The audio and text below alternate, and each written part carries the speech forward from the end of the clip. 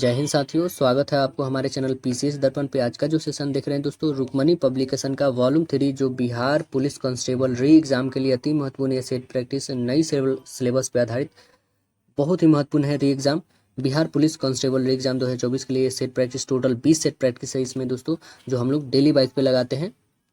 जैसे कि पहले हमने कहा था कि एक दिन में 2 सेट प्रैक्टिस लगाएंगे, लेकिन जो आप लोग की जो ये आप लोग की अंदर की जो प्रतिक्रियाएं जो हैं दोस्तों उतनी आ नहीं रही, जिसके कारण हम एक दिन में 2 सेट प्रैक्टिस नहीं करा। नहीं तो पहले हम स्टार्ट करे थे एक दिन में 2 सेट प्रैक्टिस, आप लोग उतना शेयर नहीं कर रहे हैं, ना ही उतना लाइक कर रहे हैं, ना कमेंट्स वगैरह इतना कर रहे हैं। इस कारण जो है हमने एक दिन में मात्र एक ही सेट बनाना स्टार्ट कर दिया। इस कारण यदि आप लोग की ज़्यादा कमेंट्स, ज़्यादा शेयरिंग करिएगा आप लोग, तो कन्फर्म है कि एक दिन में 2 क्या 3 सेट हम चला देंगे। ठीक है दोस्तों, ये आप लोग के ऊपर डिपेंड करता है। आप लोग ने पहले बोला था कि हाँ सर 2 सेट कराइए, क्या हमने स्टार्ट करा था कि नहीं? बिल्कुल करा था। आप लोग फिर से बीच में क्या हो गया कि ना कमेंट, ना शेयर, ना वगैरह लाइक वगैरह कुछ नहीं कर रहे थे, इस कारण हमने सेट एक ही कर दिया। अब जो है दोस्तों आज संडे है, तो आज जो है एक अलग ही पब्लिकेशन होगी, जो यूनिक पब्लिकेशन को लेके आएंगे हम। वो देखेंगे, यदि आप लोग को अच्छी लगेगी तो वो भी करा देंगे पूरे सेट, है ना। उसमें भी लगभग 30 सेट प्रैक्टिस है, तो आज वो एक डालेंगे। और आप लोग की अच्छी लगती है तो वो कमेंट सेक्शन में जरूर बताइएगा। और महा मैराथन के लिए आप क्या बताइए, चाहिए या नहीं, तो यस बोलिएगा। तो पूरे सेट का जो है, जहाँ तक अभी हम लोग ने करे हैं 11 सेट, नहीं तो टोटल कंप्लीट हो जाएगी 20 सेट, तब हम पूरे महा मैराथन करा देंगे। यदि चाहिए तो यस कमेंट करके बताइए, और नहीं चाहिए तो नो बताइएगा। ओके, तो अभी जो हम लोग सेट प्रैक्टिस करने वाले हैं, ये केमे क्रम का है, 11वां है, टेस्ट सीरीज नंबर 11 है। और इसमें टोटल आपको प्रश्न मिलेंगे 100 फुल डिस्कशन के साथ। चलिए आइए बनाते हैं और देखते हैं कि स्कोर क्या रहता है। आप हमारे चैनल पर नए हैं तो सब्सक्राइब कर लीजिएगा, ताकि नेक्स्ट ऑन वीडियो सबसे पहले आप तक पहुंचेगी। Test series 4 Bihar police constable exam set number जो है 11। चलिए बना के देखते हैं। इसमें टोटल 100 क्वेश्चन है। देखिए इसमें पहला प्रश्न क्या बनता है आपका।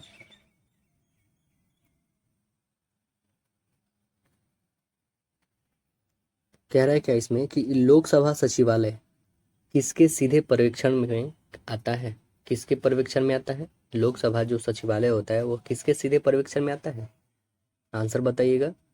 तो करेक्ट आंसर बनेगा राइट आंसर सी, लोकसभा अध्यक्ष के पर्यवेक्षण में आता है।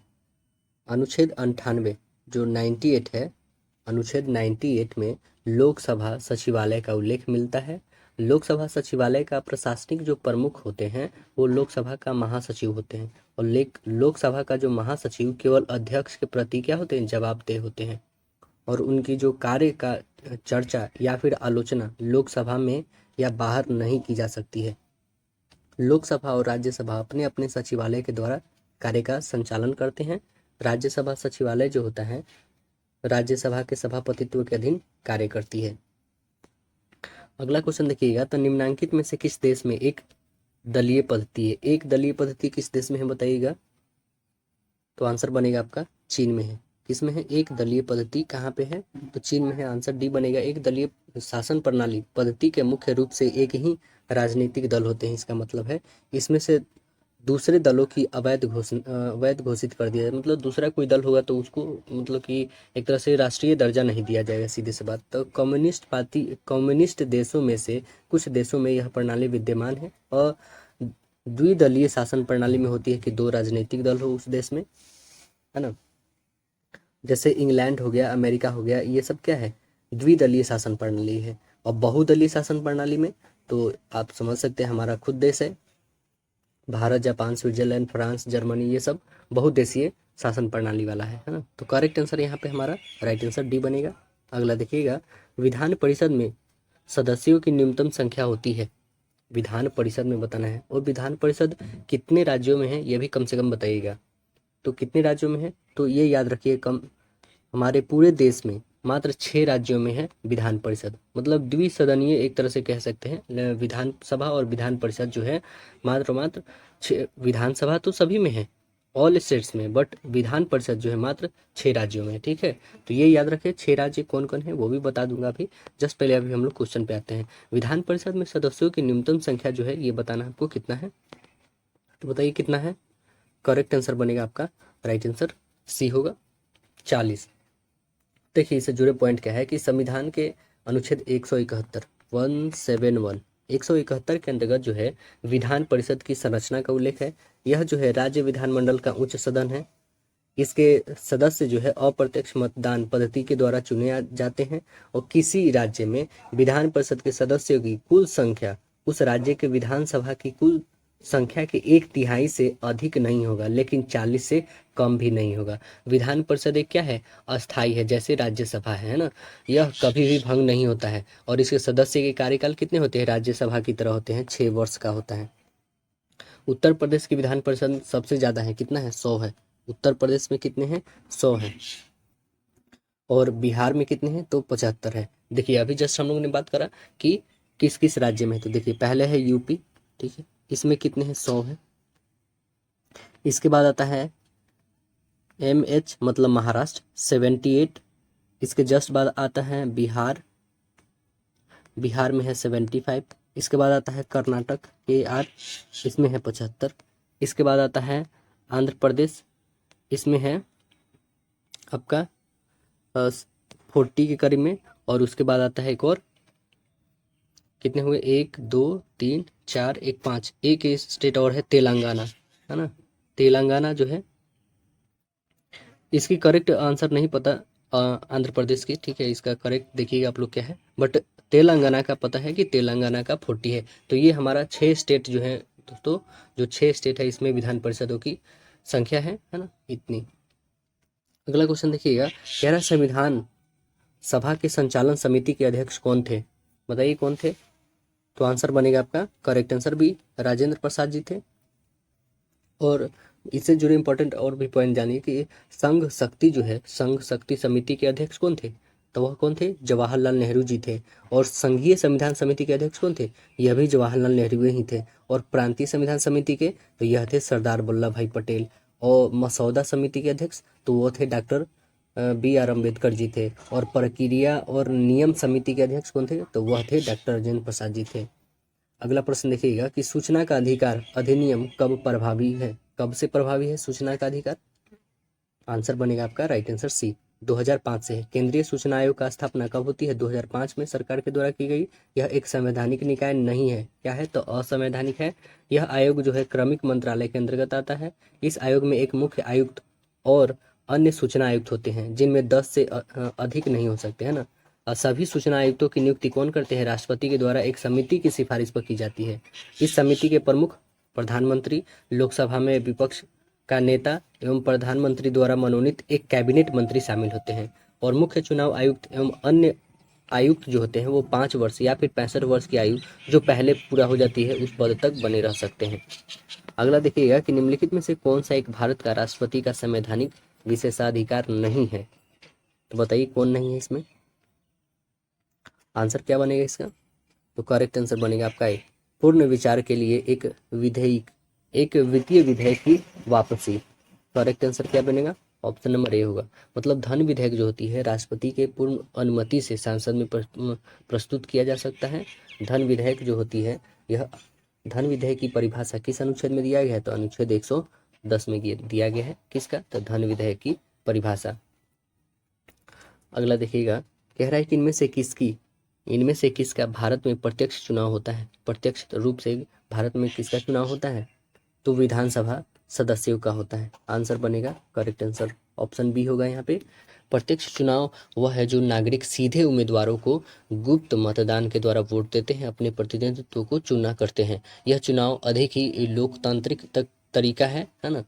यह चुनाव का जो है अधिक लोकतांत्रिक तरीका है। विधानसभा के चुनाव की प्रणाली ठीक वैसी ही है जैसी कि लोकसभा चुनाव की, अर्थात विधानसभा के सदस्यों का निर्वाचन जनता के द्वारा प्रत्यक्ष रूप से किया जाता है। विधानसभा राज्य विधानमंडल को लोकप्रिय सदन होता है। संविधान 170 के अनुसार किसी राज्य की विधानसभा के सदस्य की अधिकतम संख्या कितनी हो सकती है, 500, और न्यूनतम कितना होता है, 60 हो सकता है। यह अपवाद में है ना। तो किस आर्टिकल के तहत, अनुच्छेद 170 के तहत। अब अनुच्छेद 371 जो कह रहा है ये इसमें जानिए। तो अनुच्छेद 371 के विभिन्न खंडों में कुछ राज्यों को विशेष जो है प्रावधान प्राप्त है। अब देखिए आर्टिकल 42वें संविधान संशोधन अधिनियम 1976 में जो होता है उसमें बताया क्या गया है कि विधानसभा की अवधि जो है 5 वर्ष से बढ़ा करके, किसका, विधानसभा की अवधि को 5 से बढ़ाकर 6 वर्ष कर दिया गया। कब, 1976 में। किंतु फिर से 2 साल बाद जस्ट 44वां संविधान संशोधन जब होता है 1978 में, 1978 में, तब पुनः उसको 5 वर्ष कर दिया गया, है ना। वर्तमान में भी अभी 5 वर्ष ही है। अगला प्रश्न देखेंगे हम लोग कि भारत में संविधान संशोधन किसके द्वारा किया जा सकता है, बताइएगा। भारत में संविधान संशोधन किसके द्वारा किया जा सकता है, बताइए। तो आंसर बनेगा राइट आंसर ए, संसद के द्वारा किया जा सकता है। और भाग 20 में जो दिया गया है आर्टिकल 368 368 में दिया गया है क्या कि मतलब संविधान में संशोधन किया जा सकता है। यह औपचारिक प्रक्रिया बताई गई है इस आर्टिकल में 368 में है। अगला प्रश्न देखेंगे हम लोग, कह रहा है पंचायती राज प्रथम बार अक्टूबर 1959 में कहाँ पर शुरू किया गया था। पंचायती राज प्रथम बार अक्टूबर 1959 में कहाँ पर शुरू किया गया था, तो यह शुरू किया गया था राजस्थान में। आंसर बनेगा बी, कहाँ पे, राजस्थान में। 2 अक्टूबर 1959 को भारत के प्रथम प्रधानमंत्री जवाहरलाल नेहरू के द्वारा राजस्थान राज्य के नागौर जिला में शुरू किया गया, है ना।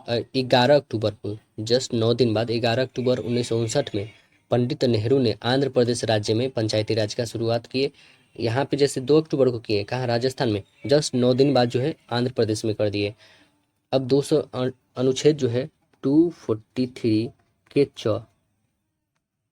में कहा गया है, अनुच्छेद 243 के के अनुसार जो है पंचायत का सदस्य बनने के लिए न्यूनतम आयु कितनी होनी चाहिए, 21 वर्ष होना चाहिए। कितना, 21 वर्ष होना चाहिए। वर्तमान में जो है पंचायती राज व्यवस्था नागालैंड, मेघालय तथा मिजोरम राज्य को छोड़कर अन्य सभी राज्यों में है तथा दिल्ली को छोड़कर अन्य सभी केंद्र शासित प्रदेशों में है ना। अब देखेंगे 73वें जो संविधान संशोधन अधिनियम होता है 1992 के बाद पंचायती राज अधिनियम का निर्माण करने वाला प्रथम राज्य कौन होता है, कर्नाटक होता है। और पंचायतों की संरचना से संबंधित प्रावधान राज्य का विधानमंडल तैयार करता है। पंचायत का चुनाव कराने के लिए जो निर्णय होती है वो राज्य सरकार द्वारा लिया जाता है। और 73वें संविधान संशोधन अधिनियम जो 1992 में होता है उसका अभिपालन करने वाला प्रथम राज्य कौन होता है, मध्य प्रदेश होता है। तो ये सारे फैक्ट्स आप याद रखेंगे, इसे नोट करते चलेंगे। देखिए अगला पॉइंट है कि किसने कहा राज्य एक वर्ग पर अत्याचार करने की मशीन से अधिक कुछ नहीं है। किसने कहा है कि राज्य एक वर्ग पर अत्याचार करने की मशीन से अधिक कुछ नहीं है, तो ये कौन कहे बताइए। यह कहे हैं कार्ल मार्क्स। आंसर बनेगा ये, कार्ल मार्क्स का कथन है यह। कार्ल मार्क्स जो है ये जर्मन के प्रसिद्ध समाजवादी चिंतक थे। समाजवाद को वैज्ञानिक आधार जो है कार्ल मार्क्स ने दिया था। समाजवाद को वैज्ञानिक आधार कौन दिए थे, कार्ल मार्क्स दिए थे। समाजवाद को भौतिक द्वैतवाद या फिर वर्ग संघर्ष सिद्धांत के नाम से भी जाना जाता है। कार्ल मार्क्स का जो है दास कैपिटल बहुत ही प्रसिद्ध हुआ। ये सबसे पहले पब्लिश हुआ था 1867 में, सबसे प्रथम बार पब्लिश हुआ था। कार्ल मार्क्स ने कहा है कि विश्व के मजदूर एक हो जाओ, तुम्हारे पास खाने के लिए कुछ नहीं है और पाने के लिए संसार है। समाजवाद जो है शब्द का प्रयोग सर्वप्रथम रॉबर्ट ओवन ने किया था। लेनिन को रूस की गांधी कहा जाता है, रूस का गांधी। स्टालिन को आधुनिक रूस का निर्माता भी माना जाता है। अगला क्वेश्चन देखिएगा कि भारत की जनसंख्या 2011 के अनुसार बिहार के बारे में निम्नलिखित में से कौन सा कथन सत्य है। भारत की जनसंख्या 2011 के अनुसार बिहार के बारे में निम्नलिखित में से कौन सा कथन सत्य है, बताइएगा। तो आंसर क्या बनेगा आपका, करेक्ट आंसर, राइट आंसर ये होगा। बिहार में लिंगानुपात कितना है, 918 है। बिहार की आबादी कितनी है, 10 करोड़। बट अभी जो काउंट की गई है जातीय जनगणना में उसमें आप लोगों ने देखा 12 करोड़ है, 12 करोड़ से भी अधिक है लगभग में। तो देखिए यहाँ पे जो है 2011 के अनुसार पूछा गया है, तो 2011 के अनुसार 10 करोड़ से अधिक बताया गया है। लिंगानुपात कितना है, तो 918 है, ठीक है। और दशकीय जनसंख्या वृद्धि जो है वो कितना है, तो ये भी याद रखेंगे 25.4%। 2011 के अनुसार 25.4% है। और बिहार में साक्षरता दर लगभग कितना है, तो 61.8% है, ठीक है। 61 दशमलव कितना है, 8% है। और महिला साक्षरता तो 51.50 है, कितना है, 51.60 है, 51.50 है। हमने 60 लिख दिया, 50 है। ये एक पॉइंट बहुत महत्व रखता है दोस्तों। और 51.50 है ये महिला साक्षरता। और पुरुष का कितना है, 70.20 है, 20 है पुरुष वर्ग का साक्षरता दर, है ना। और बिहार में जनसंख्या घनत्व प्रति वर्ग किलोमीटर पता है कितना है, ये भी याद रखिएगा कितना है, 1106 व्यक्ति 1 वर्ग किलोमीटर में रहते हैं, है ना। ये है बिहार की घनत्व। और भारत का साक्षरता दर कितना है, तो ये भी याद रखें 74.04। 74.04 जो है ये भारत की साक्षरता दर है। और भारत का जनसंख्या घनत्व कितना है, तो 1 वर्ग किलोमीटर में 382 लोग रहते हैं। कहाँ पे है, तो पूरे हमारे देश की बात किया जा रहा है। बिहार में सबसे अधिक जनसंख्या घनत्व वाला जिला कौन है, शिवहर है। वहाँ पे 1880 प्रति वर्ग किलोमीटर के अंतर्गत में रहते हैं। मतलब 1 किलोमीटर के अंदर में 1880 व्यक्ति रहते हैं। कहाँ, शिवहर जिला में। अगला देखिएगा, अगला प्रश्न है कि बिहार में गरीबी रेखा के मापन के लिए गठित निम्नलिखित समितियों के सही क्रम गठन की तिथि हमें चुनना है। जैसे पहला क्या है, लकरवाला समिति, है ना, तेंदुलकर समिति, अलग समिति, फिर सी रंगराजन समिति। तो ये कब कब होता है, तो सबसे पहले देखेंगे हम लोग क्या है, अलग समिति। ये बताइए अलग समिति कब होता है दोस्तों। पहले तो क्या हमारा ऑप्शन में है, लकरवाला समिति। लकरवाले समिति पता है कब होता है, यह होता है 1989। 1989 को होती है। जस्ट उसके बाद क्या है, सी रंगराजन समिति को देखिएगा तो इसका जो है यह होता है 2012 में। सी रंगराजन समिति कब होता है, तो 2012 में होता है। और जो है आपका कि अलग समिति, इनका नाम था वाई के अलग समिति का गठन कब होता है, तो वाई के अलग समिति का गठन होता है 1979 को होता है। और तेंदुलकर समिति जो होता है यह कब होता है, तो आपको बता दें इस समिति ने जो है डांडेलकर और रथ के फार्मूले के आधार को जो वर्ष बदल करके 1973 से 74 कर दिया था। और प्रथम बार जो है शहरी और ग्रामीण क्षेत्रों के लिए क्या किया गया था, कैलोरी का आधार किया गया था। यानी कि इतना तो कन्फर्म है कि यह सबसे प्रथम हुआ था। अलग समिति सबसे पहले आपने देखा 3 नंबर, यानी ऑप्शन सीधे 1 दिख रहा है। तो 3 के बाद क्या है आप देखिए खुद, लकरवाला समिति, है ना। 3 के बाद 1 आ गया लकरवाला समिति। उसके बाद आता है दोस्तों क्या, तो आपका आता है ये और तेंदुलकर समिति। तो ये आपका तेंदुलकर समिति होता है 2004 में। 2004 में तेंदुलकर होता है। और सी रंगराजन समिति तो 2012 में। तो आपने देखा कैसे सुटेबल ढंग से, तो ये आपका करेक्ट आंसर सी हो गया और ये इंपॉर्टेंट पॉइंट है। चलिए नेक्स्ट क्वेश्चन है कि मुख्य रूप से मानव जो विकास सूचकांक में सम्मिलित है वह क्या सम्मिलित है, बताइएगा क्या सम्मिलित है, तो ये सभी है, प्रति व्यक्ति आय, जीवन प्रत्याशा और साक्षरता दर। आंसर बनेगा राइट आंसर डी। ऑप्शन क्या बनेगा, राइट आंसर डी। मानव विकास सूचकांक प्रतिपादन जो है कब से किया जा रहा है, 1990 से किया जा रहा है ना। यूनाइटेड नेशन डेवलपमेंट प्रोग्राम से जुड़े अर्थशास्त्री जो है महबूब उल हक ने किया था। और यह महबूब उल हक कहाँ के थे, तो यह थे पाकिस्तान के। कहाँ के थे, पाकिस्तान। अगला प्रश्न देखिएगा, कह रहा है ना कि एक निश्चित कूट भाषा में बैक को इतना लिखा गया है ना, DTDC को ये लिखा गया है 31। तो जैम को बताना है कि कैसे लिखा जाएगा, है ना। तो चलिए हम लोग पहले सभी को ऐड कर लेते हैं, सभी नंबर को BAC के। तो इसका 11, इसका 3, इसका 1, इसका 2, यानी 3 या 3 6 और 11 17 हो गया। तो सेम यहाँ पे भी जोड़ देते हैं हम लोग, क्या हो गया, ये इसका 10 1 1 मतलब 12 हो गया। 12 और 13 कितना हो गया, 25। आंसर तो आपके सामने है, राइट आंसर बी 25 हो जाएगा। उस वस्तु का चयन करें जो समूह से संबंधित नहीं है। तांबा, प्लेटिनम, कार्बन, सोना। सीधे दिख रही है कौन सी, कार्बन। क्यों, क्योंकि कार्बन एक क्या है, इस समूह में नहीं है। अन्य सभी क्या है, धातु है, मेटल है। और ये कार्बन क्या है, कार्बन क्या है, अधातु है, क्योंकि इसे पीटने पे ये टूट फूट जाएगा। अगला प्रश्न देखिएगा, कह रहा है कि क्यू एक बिंदु से चलना शुरू करता है, दक्षिण की ओर 42 किलोमीटर चलता है। ठीक है, क्यू सपोज करिए यहाँ से चलता है, 42 किलोमीटर चला, ठीक है, दक्षिण में चलो। फिर वहां से क्या हम मुड़ता है, तो वहां से दाएं मुड़ता है, ठीक है, और 2 किलोमीटर चलता है। दाएं मुड़ा, 2 किलोमीटर चला, पुनः दाएं मुड़ता है और 30 किलोमीटर चलता है। 30 मतलब लगभग यहाँ तक आ गए, ठीक है, 30 चला, ठीक है। फिर जो है क्या करता है, बाएं मुड़ता है और 10 मीटर चलता है। यहाँ से बाएं मुड़ता है, 10 मीटर चलता है।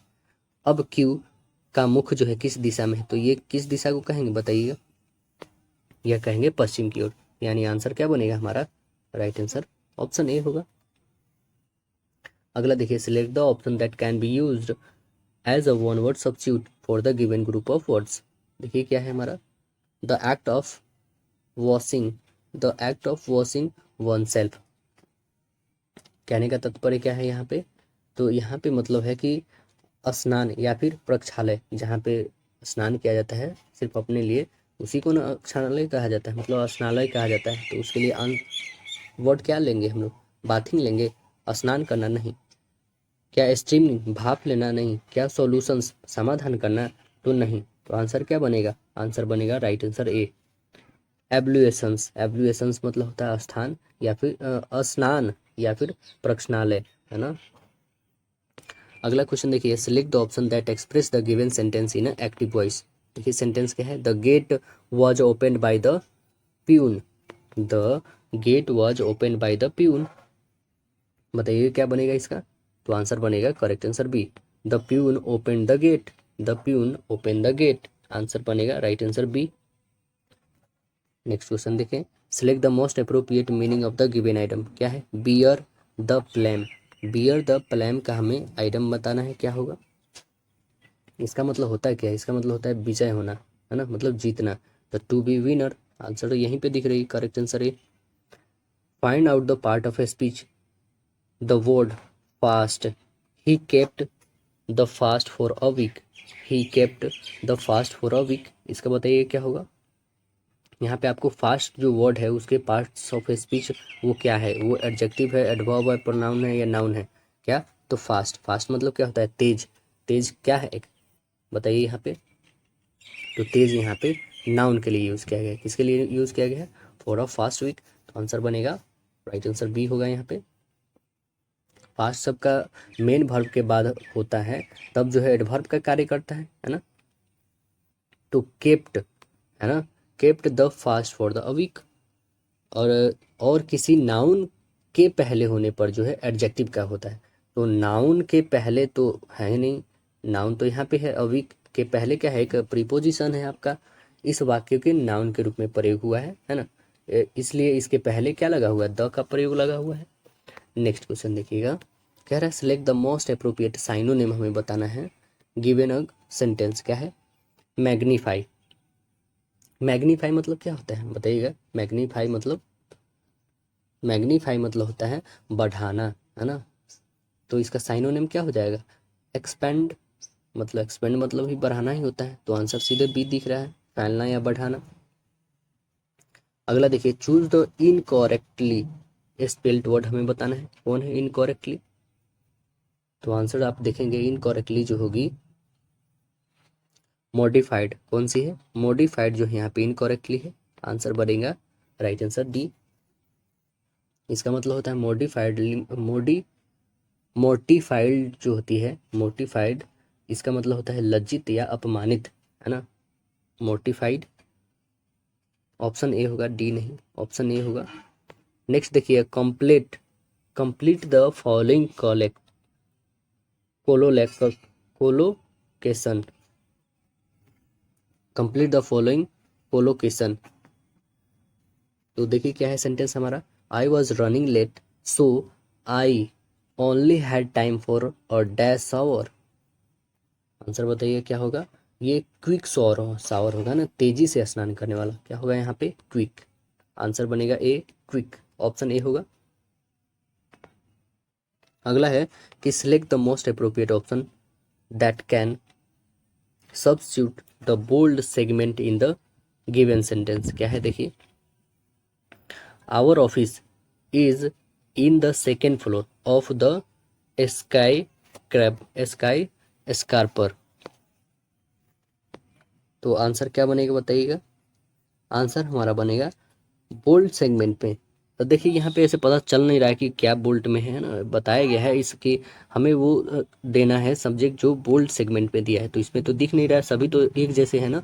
तो इसमें बता देते हैं, हम अंडरलाइन कर देते हैं आपको कौन सा बोल्ड में है। बोल्ड में होगा आपका इज इन, यहाँ से है is in a second floor, is in a second floor, है ना, ये है आपका बोल्ड, इतना दूर is in a second floor के स्थान पर is on the second floor होगा, इज इन नहीं, बल्कि ये प्रीपोजिशन इन के बदले ऑन लगेगा, है ना। तो आंसर क्या बनेगा हमारा, correct answer right answer D बनेगा। नेक्स्ट क्वेश्चन देखिएगा, कह रहा है क्या कि निम्नलिखित विकल्पों में से सभी शब्द जो है व्यक्तिवाचक संज्ञाएं हैं, वह कौन है बताइए। व्यक्तिवाचक कहने का मतलब क्या है, समझ रहे हैं ना, उसका प्रॉपर नाम, तो बताइए कौन है। तो सीधे दिख रहा है पहला ही, राम, रामचरितमानस और गंगा, इनका प्रॉपर नाम है, क्या ना। तो करेक्ट आंसर क्या बन जाएगा, ऑप्शन ए। अगला देखिए, तुरई का फूल की तरह खिल खिलाकर हंसते लोग सहसा मुरझा गए, यह पंक्ति जो है किस कहानी की है, यह पंक्ति किस कहानी की है। यह जो है धरती कब तक घूमेगी इसकी है, आंसर बनेगा यह धरती कब तक घूमेगी इसकी है। और इसके जो कहानीकार कौन है, तो इनका नाम है सांवर। क्या नाम है इनका, सांवर दैया, ये भी याद रखिए, क्या नाम है, सांवर दैया। अगला क्वेश्चन देखिएगा, चाहड़ दीवारी, चाहड़ दीवारी के शुद्ध रूप जो है इनमें से कौन है, ये हमें बतानी है। चाहड़ दीवारी का शुद्ध रूप कौन है, देखिए इसमें, तो आंसर बनेगा चाहड़ दीवारी, ऑप्शन नंबर सी करेक्ट होगा यहाँ पे। अब देखिए अगला, जो स्त्री सूर्य को भी, जो स्त्री सूर्य भी न देख सके, वाक्यांश के लिए इस शब्द का क्या होगा। जो स्त्री सूर्य को भी न देखे उसे क्या कहेंगे, असूर्यपास्या, असूर्यपास्या, आंसर बनेगा राइट आंसर बी। अगला प्रश्न देखेंगे हम लोग, कह रहा है हिमालय के लिए हमें सही संधि विच्छेद बताना है, हिमालय का, बताइए हिमालय का सही संधि विच्छेद, हिमजुर आलय, आंसर बनेगा बी, हिमजुर आलय, हिमालय। निम्नलिखित जो विकल्प हमारे पास दिए गए हैं सही का चयन करना है, रिक्त स्थान को भरना है। क्या है, सावित्री को सत्यवान के प्राणों की चिंता में डैश और डैश नहीं लग रही थी। सावित्री को सत्यवान के प्राणों की चिंता में डैश और डैश नहीं लग रही थी, तो भूख और प्यास नहीं लग रही थी, तो आंसर क्या बनेगा, राइट आंसर आपका बी। नेक्स्ट क्वेश्चन देखिएगा, मैथिली शरण गुप्त का संबंध आधुनिक काल में किस युग के कवि के थे, किस युग के कवि थे ये मैथिली शरण गुप्त, तो आंसर बनेगा आपका करेक्ट आंसर बी, द्विवेदी युग के थे। कौन से युग के थे, द्विवेदी युग के। द्विवेदी युग के कवि कौन कौन रहे, देखिए महावीर प्रसाद द्विवेदी, श्रीधर पाठक, अयोध्या सिंह उपाध्याय, हरिऔध, मैथिली शरण गुप्त, पदम सिंह शर्मा, ये सब रहे हैं ना। अगला देखिए, सही वर्तनी वाला शब्द हमें चुनना है, कौन है सही वर्तनी वाला शब्द, तो आंसर नंबर बी होगा, विक्रेता, करेक्ट आंसर बनेगा बी। एक पिंड के ऊपर की ओर ए त्वरण से फेंकने पर इसका प्रभावी त्वरण जो होगा आपको बताना होगा, क्या होगा, तो बताइए क्या होगा, यह होगा ए माइनस जी होगा, करेक्ट आंसर बनेगा ऑप्शन नंबर ए। यदि कोई पिंड जो है स्वतंत्र रूप से नीचे की ओर गिरती है तो उसका आभासी भार जो होता है क्या होता है, शून्य हो जाता है। और देखिए जैसे ए माइनस जी हमने करा, ये कैसे, एक पिंड को जब एक पिंड को जो है ऊपर की ओर, है ना, ए त्वरण से फेंकने पर उसका प्रभावी त्वरण जो होता है ए माइनस जी होता है। और यदि एक पिंड को नीचे की ओर ए त्वरण से फेंका जाए, ऊपर से मतलब नीचे की ओर, तो ए प्लस जी होता है ना, एक्सेलरेशन प्लस ग्रेविटी होता है। और डब्ल्यू इक्वल पता ही है क्या होता है, मास इंटू ग्रेविटी, भार इक्वल होता है द्रव्यमान गुने गुरुत्वीय त्वरण होता है। अगला क्वेश्चन देखेंगे, कह रहा है कि एक कांच की पट्टी की मोटाई टी मीटर है तथा पट्टे के अपवर्तनांक एन है, यदि प्रकाश की चाल सी हो तो कांच की पट्टी को पार करने में लगा समय क्या होगा, बताइए क्या होगा, तो आंसर बनेगा एन टी बट्टा सी, करेक्ट आंसर बनेगा option number B, N T बट्टा सी होगा यहाँ पे। नेक्स्ट क्वेश्चन देखेंगे, कह रहा है क्या किसी साधारण लोलक की लंबाई आधी कर दी जाती है तो इसके लोलक की अवधि क्या होगी, ये हमें बतानी होगी, क्या होगी इसकी लोलक की अवधि बताइए, तो आंसर बन जाएगा राइट आंसर ऑप्शन डी, 1/√2 गुणांक जो होगी द्वारा घट जाती है ना, correct answer right answer D बन जाएगा यहाँ पे। नेक्स्ट क्वेश्चन है, कह रहा है कि 60 वाट का एक बल्ब प्रतिदिन 10 घंटे जलता है, एक माह मतलब 30 दिन में बिजली व्यय क्या होगी, ये आपको बताना है, तो क्या होगा बताइए। आपको फॉर्मूला पता होगा, वेरी सिंपल में बता दोगे कैसे, 60 गुन्ने 10 और गुने 30, दिनों में चल रहा है ना, कितने, तो 1000। काटिए 1 2 3, 1 2 3 चौथी 18, यानी आंसर क्या बन जाएगा, राइट आंसर ए, 18 यूनिट। कितना चल रहा है, 18 यूनिट व्यय हो रहा है। 60 वाट एक बल्ब प्रतिदिन 10 घंटे जलते हैं और 30 माह का हमें निकालना था, मतलब 30 दिनों का निकालना था, तो करेक्ट आंसर 18 यूनिट आया। अगला देखिए, किसी चालक के सिरे के बीच विभवांतर 10 वोल्ट तथा चालक से प्रवाहित धारा 2 एम्पियर है, तो चालक का प्रतिरोध क्या होगा, हमें बताना होगा। तो आपको पता होना चाहिए V इक्वल आई आर होता है, ये आपको याद ही होगा, V इक्वल आई आर। और R इक्वल क्या लिख सकते हैं हम लोग, तो R इक्वल लिख सकते हैं इसको, तो जस्ट उल्टा कर दीजिए, V बाई आई होगा। तो हमारे पास V दिया हुआ है कितना, 10, और एम्पियर दिया है 2, काटिए तो कितना आ जाएगा, 5 ओम। आंसर ए बन जाएगा।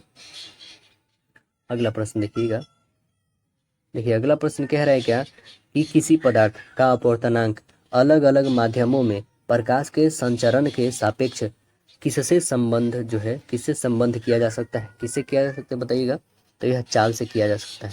आंसर बनेगा डी, चाल से किया जा सकता है। अगला है कि समानांतर परिपथ के संबंध में निम्नलिखित में से कौन सा कथन सही है, कौन सा कथन सही है देखिएगा, तो देखते हैं हम लोग, पढ़ते हैं कौन सा। समानांतर परिपथ की जो निवल धारा अलग अलग धाराओं से हमेशा कम होती है, बिल्कुल नहीं, ज़्यादा होती है। समानांतर परिपथ के अलग अलग जो प्रतिरोधों की टर्मिनलों के बीच विभवांतर हमेशा असमान होती है, नहीं, समान होती है। समानांतर परिपथ का जो है निवल प्रतिरोध अलग अलग प्रतिरोधों के योग से हमेशा अधिक होता है, नहीं, बिल्कुल अधिक नहीं होता है, तो ये भी कैंसिल, यानी आंसर सीधे हमारा दिख रहा है डी बन गया, अब बच गया मतलब, तो डी आंसर होगा, क्योंकि समानांतर परिपथ का निवल प्रतिरोध जो है अलग अलग प्रतिरोधों के योग से हमेशा क्या होती है, कम होती है, तो करेक्ट आंसर हमारा ऑप्शन नंबर डी बन गया। नेक्स्ट देखेंगे कि गोलीय दर्पण के मुख्य अक्ष के संदर्भ में इनमें से कौन सा कथन जो है सही है, हमें बतानी है, तो कौन सी कथन सही होगी, आइए हम रीड करते हैं, देखते हैं। पहला क्या दिया है कि मुख्य अक्ष पर ध्रुव जो होगा, मुख्य अक्ष पे ध्रुव जो कार्तीय निर्देशांक अक्ष तल के मूल बिंदु के समान होता है, बात तो सही है। ध्रुव से आपतित प्रकाश की दिशा के विपरीत मुख्य अक्ष के अनुदिश मापी गई दूरियां क्या होती है, ऋणात्मक होती है। और तीसरा देखते हैं, मुख्य अक्ष के ऊपर और इसके अभिलंबवत वस्तुएं या प्रतिबिंब की ऊंचाई ऋणात्मक माना जाता है, नहीं, धनात्मक। तो आंसर क्या निकला, सीधे 1 और 2 सही है, यानी ऑप्शन नंबर हमारा ए करेक्ट होगा। बोला गया है CH3 CH2 COOH का IUPAC का नाम बताइएगा, इसका नाम क्या है, बताइए इसका नाम क्या है, तो इसका नाम है दोस्तों प्रोपेनोइक अम्ल। क्या नाम है इसका, प्रोपेनोइक अम्ल है। और एल्केन का जैसे आप बता दोगे क्या है, एल्केन का फॉर्मूला होता है क्या है, तो आपको पता होना चाहिए CnH2n+2 होता है, किसका होता है, तो ये होता है एल्केन का। और एल्कीन का क्या होता है, तो CnH2n होता है। एल्कीन का क्या होता है, CnH2n। एल्काइंस का क्या होता है, CnH2n-2 होता है। एल्काइन हाइड्रोजन का क्या होता है, तो ये भी याद होना चाहिए, CnH2n+1 -X होती है। और अल्कोहल का क्या होता है, CnH2n+1 OH होता है। अगला क्वेश्चन देखेंगे हम लोग, कह रहा है क्या कि भारत की नई औद्योगिक नीति जो है 1991 आधारित है, किस पर आधारित है, तो यह आधारित है सभी पर, निजीकरण पर, उदारीकरण पे और वैश्वीकरण पे, है ना, सभी पे है। उदारीकरण, निजीकरण, वैश्वीकरण क्रमशः LPG से जाना जाता है ना। वर्ष 1990 के आर्थिक संकट का मानना समान करने के लिए जो भारत सरकार की नई आर्थिक सुविधा कार्यक्रम शुरू किए गए, जिसके आर्थिक नीति के नाम से जाना जाता है। और जो 1991 में वित्त मंत्री उस समय कौन थे, 1991 में हमारे देश के डॉक्टर मनमोहन सिंह जी थे। डॉक्टर मनमोहन सिंह जी जो थे, अभी वर्तमान में है जीवित, वह जो है नई औद्योगिक नीति लाए थे और बृहद आर्थिक सुधारों में एक प्रक्रिया शुरू किए थे, है ना। जो आर्थिक सुधारों के 3 विशिष्ट घटक दिए थे, कौन कौन, उदारीकरण, निजीकरण, वैश्वीकरण। उदारीकरण होता क्या है, तो उदारीकरण में होता है कि उद्योगों और व्यापारों के लिए लाइसेंस के स्थान पर उदारीकरण की नीति, और निजीकरण में होता है कि उद्योगपतियों के लिए कोटा प्रणाली स्थान पर निजीकरण की नीति, और वैश्वीकरण में होता है कि आयात निर्यात के लिए परमिट के स्थान पर वैश्वीकरण की नीति। भारत के उदारीकरण के जनक किन्हें माना जाता है? तो डॉक्टर मनमोहन सिंह को ही माना जाता है, और इसे राव मनमोहन मॉडल भी कहा जाता है ना। अगला देखिए, ट्राइसेम मतलब ग्रामीण युवा के स्वरोजगार हेतु प्रशिक्षण योजना के एक कार्यक्रम है। यह किसका है बताइएगा? तो आंसर बनेगा, राइट आंसर ये ग्रामीण विकास का है। किसका है? ग्रामीण विकास का है। ट्राइसेम एक केंद्रीय प्रायोजित कार्यक्रम है जिसे कब 15 अगस्त 1979 को शुरू किया गया था। अगला प्रश्न देखिएगा, निम्नलिखित में से कौन सी योजना भारत में महिलाओं के उत्थान के लिए नहीं है? बताइए कौन सी योजना? तो यह है उज्ज्वला योजना, जो है महिलाओं के उत्थान के लिए नहीं है। ये उज्ज्वला योजना है जो बिजली से संबंधित है, बल्ब से, तो आंसर बनेगा राइट। उज्ज्वला योजना जो है यह किससे है दोस्तों? तो यह गैसों से है ना, एलपीजी बल्बों के उपयोग करने से है उज्ज्वला योजना, है ना। सीएफएल बल्ब के बजाय एलईडी बल्बों का उपयोग करना, ये किस, और यह घोषणा जो होती है उजाला योजना का, उज्ज्वला योजना अलग है और उजाला योजना अलग है। हमने उज्ज्वला योजना के बारे में बता दिया जो गैसों के कनेक्शन से है। ये उजाला योजना है, इसका एलईडी बल्ब से उपयोग करने का है। यह स्टार्ट होता है कब? तो यह 2015 में स्टार्ट होता है। अगला प्रश्न है कि भारत में बार बार किसानों की ऋण माफी के कारण क्या समस्या उत्पन्न हो सकती है? बताइए क्या समस्या उत्पन्न हो सकती है? तो नैतिक संकट उत्पन्न हो सकती है। क्या हो सकती है? तो नैतिक संकट। नैतिक संकट उसे कहा जाता है जब एक पक्ष यह जानने हेतु अनुचित जोखिम उठाता है कि उसे प्रतिकूल परिणामों के लिए जवाबदेह नहीं ठहराया जाएगा। इसका मतलब है कि जो कृषि ऋण माफी के मामले में किसान अधिक ऋण ले सकते हैं क्योंकि वे यथोचित चुका सकते हैं, क्योंकि वे निश्चित है कि यदि वे भुगतान करने में असमर्थ है तो सरकार उनके ऋण को माफ कर देती है। अगला क्वेश्चन कहा गया है क्या कि अल्पस पर्वत के विस्तृत क्षेत्र से संबंधित देश कौन से हैं? बताइए कौन है? तो वो आंसर बनेगा राइट आंसर डी, उपयुक्त में से सभी, स्विट्जरलैंड, फ्रांस और जर्मनी। अल्पस पर्वत के विस्तृत क्षेत्र कहाँ कहाँ है? स्विट्जरलैंड, फ्रांस और जर्मनी में है। ठीक है। अल्पस पर्वत की सबसे छोटी चोटी जो है वो उसका नाम क्या है? मोंट ब्लैंक। क्या नाम है? मोंट ब्लैंक है, जो फ्रांस में स्थित है, और पश्चिम से लेकर पूर्वोत्तर की ओर चलने वाली यह पर्वत की श्रेणी लगभग 1200 किलोमीटर लंबी है। अगला प्रश्न देखिएगा, कह रहा है प्रार्थना समाज, यंग इंडिया, लोकहितवादी, सत्य शोधक समाज, फिर है रहनुमाई मजदायान सभा के लिए निम्नलिखित विकल्पों में से सही संयोजन पहचानना है आपको। मतलब सीधे से कहने का तात्पर्य है कि यहाँ पे ये सभी का जो है स्थापना कौन कौन किए है ना। जैसे प्रार्थना समाज का कौन किया है, यंग इंडिया का कौन किए हैं ना, लोकहितवादी का कौन किए हैं, सत्य शोधक समाज का कौन किए हैं, ये सभी हमको इसमें बताना है। तो देखिए यहाँ पे आंसर तो आपका बनेगा करेक्ट आंसर बी। कौन? प्रार्थना समाज का स्थापना आत्माराम पांडुरंग, यंग इंडिया के मोहनदास करमचंद गांधी, कहने का मतलब कि ये गांधी जी, और लोकहितवादी गोपाल हरि देशमुख, सत्य शोधक समाज ज्योतिबा फूले, रहनुमाई मजदायान सभा तो यह थे नौरोजी फुरदोंजी थे। आंसर नंबर क्या बना? राइट आंसर बी बना। प्रार्थना समाज का स्थापना कब होता है? 1867 में होता है। एमजी रनाडे आत्माराम पांडु ने किया था। एमजी रनाडे और आत्माराम पांडु कब? 1867 में, 1867 में। सत्य शोधक समाज तो 1800 कब होता है? 37 में, माफ कीजिए 1837 बोल रहे, 73 में हुआ था, ज्योतिबा फूले के द्वारा किया गया था।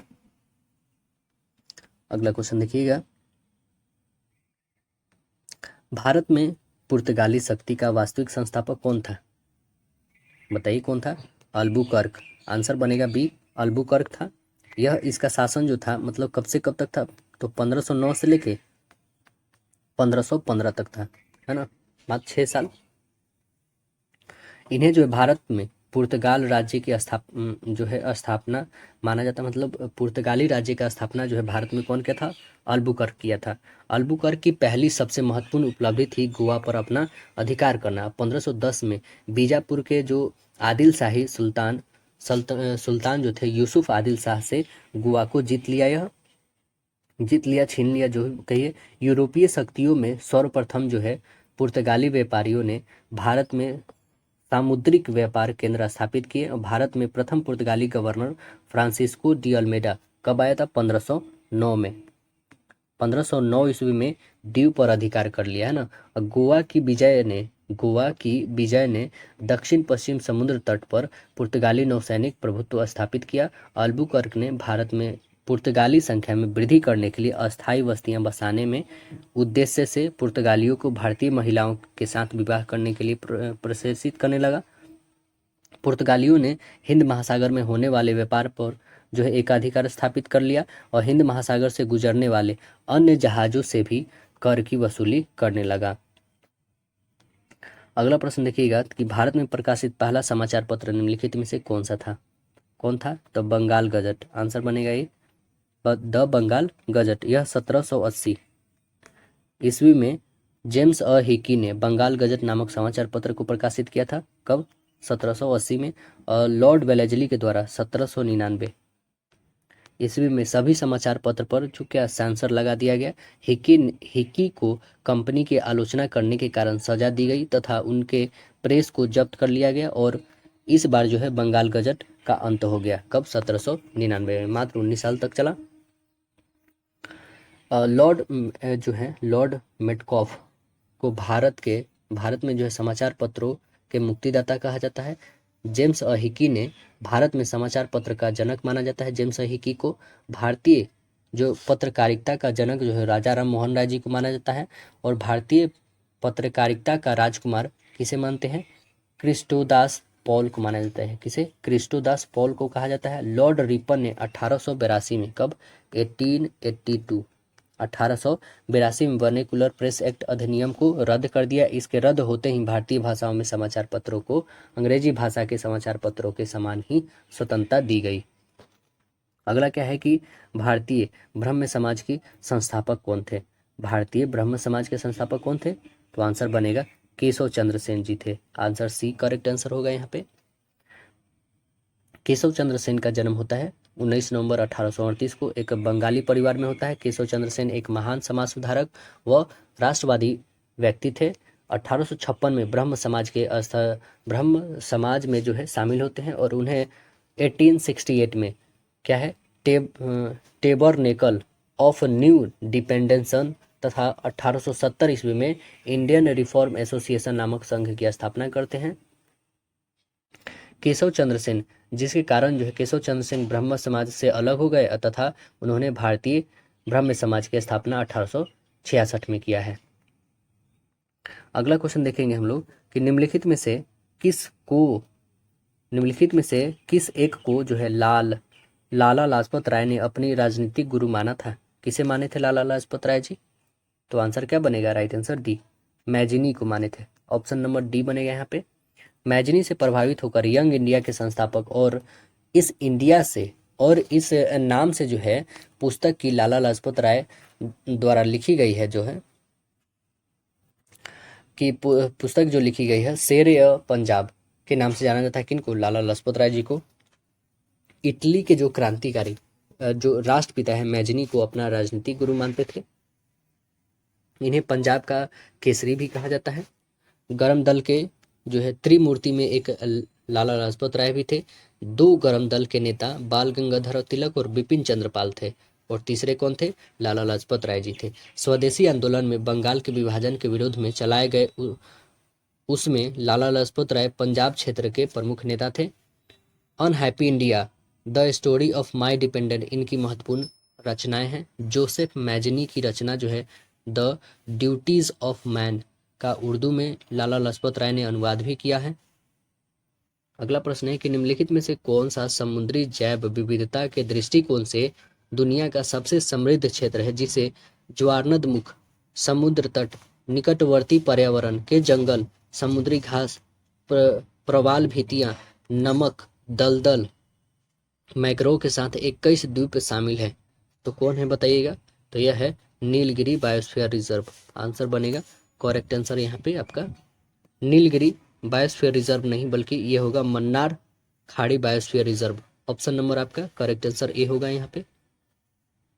मन्नार की खाड़ी जो है राष्ट्रीय उद्यान हिंद महासागर में तमिलनाडु के समीप स्थित क्षेत्र है। यहाँ पर जो है कोरल रिफ पाई जाती है। क्या पाई जाती है? कोरल रिफ पाई जाती है। समुद्र एवं तटीय आवास में जो है जीवों और पौधों को असंख्य प्रजाति पाई जाती है। अगला प्रश्न देखेंगे हम लोग क्या, कि भारत में निम्नलिखित में से कौन सी नदी घाटी कोयले के उत्पादन प्रमुख क्षेत्र है? कौन सी नदी घाटी बताइए। तो आंसर क्या बनेगा हमारा? करेक्ट आंसर ये डी, इनमें से सभी। सोन नदी की घाटी, दामोदर नदी की घाटी, महानदी की घाटी, सभी है ना, दामोदर, सोन और महानदी। दामोदर घाटी आप देखेंगे, पहला दामोदर घाटी में, तो इसका विस्तार झारखंड और पश्चिम बंगाल में है। यह भारत का सबसे बड़ा कोयला का क्षेत्र है। झारखंड का झारिया भारत का सबसे बड़ा कोयला खनन क्षेत्र है। झारखंड में जो है आपका चंद्रपुरवा, झारिया, बोकारो, है ना, ये सब जो है कर्णपुरा और फिर रामगढ़, ये सब क्या है, बहुत ही विस्तृत क्षेत्र है। किसके लिए? तो यह जो है कोयला के लिए। अब आइए सोन नदी घाटी में जानते हैं। इसमें अधिकांशतः मध्य प्रदेश व उत्तर प्रदेश के क्षेत्र शामिल है। किसमें? सोन नदी में। प्रमुख क्षेत्रों में मध्य प्रदेश का जो है सिंगरौली, है ना, सुहागपुर और उमरिया आदि आता है। महानदी में देखते हैं, महानदी जो है यह विस्तृत छत्तीसगढ़ और उड़ीसा राज्य में स्थित है। इसमें प्रमुख क्षेत्रों में छत्तीसगढ़ के जो है कोरबा, विश्रामपुर, है ना, चिरमिरी तथा उड़ीसा के जो है तालचर, सुंदरगढ़ और संबलपुर को शामिल किया जाता है। और एक होता है गोदावरी घाटी, जो इसमें नहीं दिया है लेकिन उसके बारे में भी जान लीजिए। गोदावरी घाटी यह कोयला उत्पादन क्षेत्र का अधिकांश विस्तृत जो है तेलंगाना में हुआ है। इस क्षेत्र के अलावा जो है वर्धा घाटी, जो चंद्रपुर, सतपुरा पहाड़ी क्षेत्र जो है, नरसिंहपुर और राजमहल पर्वतीय क्षेत्र जो है, लाल मटिया से भी जो है कोयला प्राप्त किया जाता है। अगला प्रश्न देखिएगा, तो गोदावरी, कृष्णा और कावेरी नदियां हैं, बताइए कहाँ की है? तो भारत में दक्षिण क्षेत्र में है। आंसर ए बनेगा। गोदावरी नदी गंगा के बाद भारत की दूसरी सबसे बड़ी नदी है और इसकी लंबाई पता है कितनी है? 1465 किलोमीटर है। किसकी? गोदावरी की। और गंगा की कितनी है? 2525 किलोमीटर है ना। 2525 गंगा का, उसके जस्ट बाद है गोदावरी, 1465 किलोमीटर है। गोदावरी बता दें आपको, यह त्र्यंबकेश्वर महाराष्ट्र से निकलती है, बंगाल की खाड़ी में जाकर गिरती है। आकार में विस्तृत से बड़ा होने के कारण इसे दक्षिण गंगा या फिर वृद्ध गंगा के नाम से जानते हैं। कृष्णा नदी आपको जानते हैं, कृष्णा नदी प्रायद्वीपीय भारत की दूसरी सबसे बड़ी है। इसका 1401 किलोमीटर है। जस्ट मतलब कि गोदावरी से छोटी है। 1401 किलोमीटर कौन है? कृष्णा है। जिसका उद्गम स्थल महाराष्ट्र के पश्चिम घाट सह्याद्री में महाबलेश्वर के पास से होता है। कृष्णा नदी का अपवाह तंत्र जो है महाराष्ट्र, कर्नाटक, तेलंगाना, आंध्र प्रदेश होते हुए विस्तृत है। इसका कृष्णा नदी गोदावरी नदी के साथ मिलकर आंध्र प्रदेश में भारत का एक दूसरा सबसे बड़ा डेल्टा बनाती है। सबसे बड़ा सुंदरबन डेल्टा जो ब्रह्मपुत्र नदी और गंगा नदी मिलकर बनाती है। कृष्णा नदी जल विवाद आंध्र प्रदेश, कर्नाटक और महाराष्ट्र के मध्य में है। कावेरी नदी का उद्गम कर्नाटक के कुर्ग जिले की ब्रह्मगिरी पहाड़ी से होता है। यह दक्षिण भारत की गंगा मानी जाती है। यह नदी का एक बड़ा जल प्रपात बनाती है। यह जो है नदी एक बड़ा जलप्रपात बनाती है जिसे शिव समुद्रम के नाम से भी जाना जाता है, जो कहाँ पे है? केरल में है। अगला है दिए गए व्यंजन को सरल करना है। बहुत ही आसान है, आपके पास दिया है 4 into a cube minus b cube. सीधे समझिए, हम 17 नहीं बल्कि a cube minus b cube ले रहे हैं। यहाँ पे a square plus b square plus 2ab दिया हुआ है। तो क्या आप नहीं बना सकते हैं? यदि ए क्यू प्लस बी क्यू का फॉर्मूला होगा आपको तो बहुत आसानी से बना दीजिए। देखिए, चलिए बना के देखते हैं हम लोग।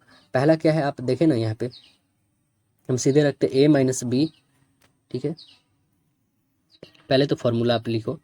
फॉर्मूला यदि आपको याद होगा तो आप खुद ब खुद बना दोगे। ए क्यूब माइनस बी क्यूब, यही ना फॉर्मूला बता रहे हैं आपको। जैसे यहाँ पे दिया है कि a cube minus b cube, इसका होता है ना फॉर्मूला कि a minus b into a square plus b square plus a b, ये फॉर्मूला होती है इसकी, है ना। तो बताइए क्या ये a square plus b square plus a b नहीं दी हुई? यहाँ पे a cube minus b cube नहीं दी हुआ, तो बस ये रखिए नीचे। ये तो नीचे है, ये टोटल रखेंगे। A cube minus b cube का फॉर्मूला ये टोटल होगा और पहले से दे रखा है a square plus b square plus a b, तो इससे ये तो कट जाएगा, यानी ए माइनस बी बच जाएगा हमारा। तो 17 में से 7 घटा दीजिए, कितना? 10 अगुने 4 हो जाएगा, क्योंकि 4 बाहर है तो 4 दें 40 हो जाएगा। आंसर आपके पास 40। लेकिन ये फॉर्मूला याद होगा तब। तो देखिए यहाँ पे जो हमने ये माइनस वाले आपको दिखाए हैं, यहाँ पे जो ये माइनस है ए क्यू माइनस बी क्यू, तो इसके लिए पहले माइनस लेना है, उसके बाद सभी प्लस है। लेकिन यदि यही रहे ए क्यू प्लस बी क्यू, तब क्या करेंगे, तो करना होगा ए प्लस बी, है ना, इन टू आपको करना होगा a square plus b square minus a b डालना होगा। ठीक है, तो ये दोनों फार्मूला आपको याद होना चाहिए। A cube minus b cube का फार्मूला क्या होगा, तो a minus b into a square plus b square plus a b, और a cube plus b cube का क्या होगा, तो a plus b into a square plus b square minus a b. Okay, चलिए answer हमारा क्या कितना आ गया, 40 आ गया, करेक्ट आंसर बी। अगला देखिए, cos 0 degree plus cos 30 degree minus ten 45 degree plus cos एक 60 डिग्री प्लस कॉट 90 डिग्री का हमें मान बताना है। सभी का वैल्यू दिया है, तो यहाँ पे आइए हम लोग बना देते हैं। देखिए, कॉस 0 का वैल्यू होता है 1, कॉस 30 का होता है √3/2, और टेन 45 का तो 1 होता ही है, कॉस एक 60 का हो जाएगा उसका 2 √3/2, तो इसका जस्ट अपोजिट हो जाएगा, साइन का उल्टा। कॉस 60 कितना हो जाएगा, 2/√3 हो जाएगा, और कॉट 90 का हो जाएगा 0। तो चलिए हम लोग इसको बनाते हैं। यहीं पे हम लोग वैल्यू रखते हैं, क्योंकि फिर उधर लिखना पड़ जाएगा कि देखिए, कॉस 0 का वैल्यू क्या बताए थे 1, प्लस कॉस 30 का वैल्यू कितना होता है √3/2, प्लस प्लस नहीं माइनस है, तो ध्यान रखें, टेन 45 का 1 होता है, प्लस कॉसेक 60 का 2/√3 होता है साइन का, तो इसका जस्ट उल्टा हो जाएगा, यानी कि उल्टा नहीं बल्कि √3/2 होता है, यानी इसका हो जाएगा 2/√3, और प्लस कॉट का वैल्यू 0। अब देखिए, इसका एलसीएम ले लीजिए, यहाँ पे √3 यहाँ पे 2, यानी एलसीएम क्या हो जाएगा 2√3, तो 2√3 हो जाएगी इसकी एलसीएम। तो यहाँ पे 1, यहाँ पे प्लस माइनस ये तो कैंसिल हो जाएगी 1 1, तो अब बच गई बस ये आपके पास √3/2 प्लस 2/√3। इसे तो आप सॉल्व कर लोगे, क्या बच गई हमारे पास, तो हमारे पास √3/2 और प्लस 2/√3। एलसीएम लिए थे हम लोग, कितना आया था 2√3, यानी ऑप्शन तो आपका कंफर्म है कि यही आने वाली है, क्योंकि और कोई है ही नहीं इसमें, है ना। आपका देखिए 2√3 और कोई है नहीं है, यानी कि ऑप्शन कंफर्म है कि यही आएगी ही आएगी। बस आंसर सीधे बता दीजिए आप, आंसर नंबर बी होगा। देखिए, एक धनराशि को ए बी सी के बीच में क्रमशः 3 2 5 के अनुपात में बांटा जाता है। यदि सी का हिस्सा जो है बी से 300 अधिक है, तो ए को बी से कितना अधिक धन मिलेगा, ये हमें बताना है। तो चलिए बना के हम लोग देखते हैं कितना अधिक मिल रहा है। पहले तीनों का रेशियो दे रखा है, 3 2 5, 5 कितना होता है 10 होता है। ठीक है, अकॉर्डिंग टू प्रश्न हम लोग देखेंगे, यहाँ पे देखिए टोटल सम आ गया 3:2:5। अकॉर्डिंग टू प्रश्न कह रहा है कि 5x में से जो 2x घटेगी वो कितना दिया हुआ है 300 के बराबर। तो ये घटाइए तो 3x इक्वल 300, यानी x की वैल्यू 100 आ गया हमारे पास। जब x की वैल्यू 100 आ गया तो सभी का वैल्यू निकल जाएगा, तो हमें निकालना है यही वाला, क्या कि 3 में से हमें क्या घटाना है 2 वाला। तो 3 नहीं 300 और माइनस 200 कर दीजिए, तो कितना आ जाएगा 100 रुपया। ए को बी से कितना अधिक मिला है 100 रुपया अधिक मिला है, क्योंकि इसको 500 इसको 200 इसको 300, तो यहाँ पे यही ना पूछा गया है कि ए को बी से कितना अधिक मिला है, तो कितना मिला 100 रुपया अधिक, आंसर बी बन जाएगा। देखिए, द्रव से भरी हुई एक बोतल के 4 भाग पानी और 5 भाग फल का रस है, हाँ? इस द्रव में से कितना भाग का मिश्रण निकालकर उसके स्थान पर पानी डाला जाना चाहिए, ताकि मिश्रण में आधा पानी और आधा फल का रस हो। तो चलिए इसके बनाकर देखते हैं कितना डाला जाना चाहिए इसमें। पहले तो दिया हुआ है पानी और फल का रेशियो कितना है 4 और 5 का रेशियो। आइए यहाँ पे हम लोग बनाते हैं। पहले है सीधे वाटर लेते हैं हम लोग और फ्रूट लेते हैं, ठीक है। तो ये कितना है 4 और 5 का रेशियो में है। अब मान लेते हैं क्या कि 1 लीटर मिश्रण में जल से बदल लेते हैं। तो अकॉर्डिंग टू प्रश्न क्या हो जाएगा 4 में से ये 4x/9, मतलब ये जो टोटल इसकी वैल्यू होगी 4x/9, प्लस कर देंगे इसमें जो x ऐड करेंगे, ये कितनी हो जाएगी 5 - 5x/9 के बराबर हो जाएगी। तो यहाँ x की वैल्यू निकाल दो, x की वैल्यू 9/10 आ जाएगी, आएगी ना। तब बदले गए मिश्रण का भाग क्या हो जाएगा 9/10 और गुने 1/9 होगा। इससे ये काटिए, यानी कितना हो जाएगा 1/10, यानी करेक्ट आंसर हमारा 1/10, option number right answer B. अगला देखिए, आकाश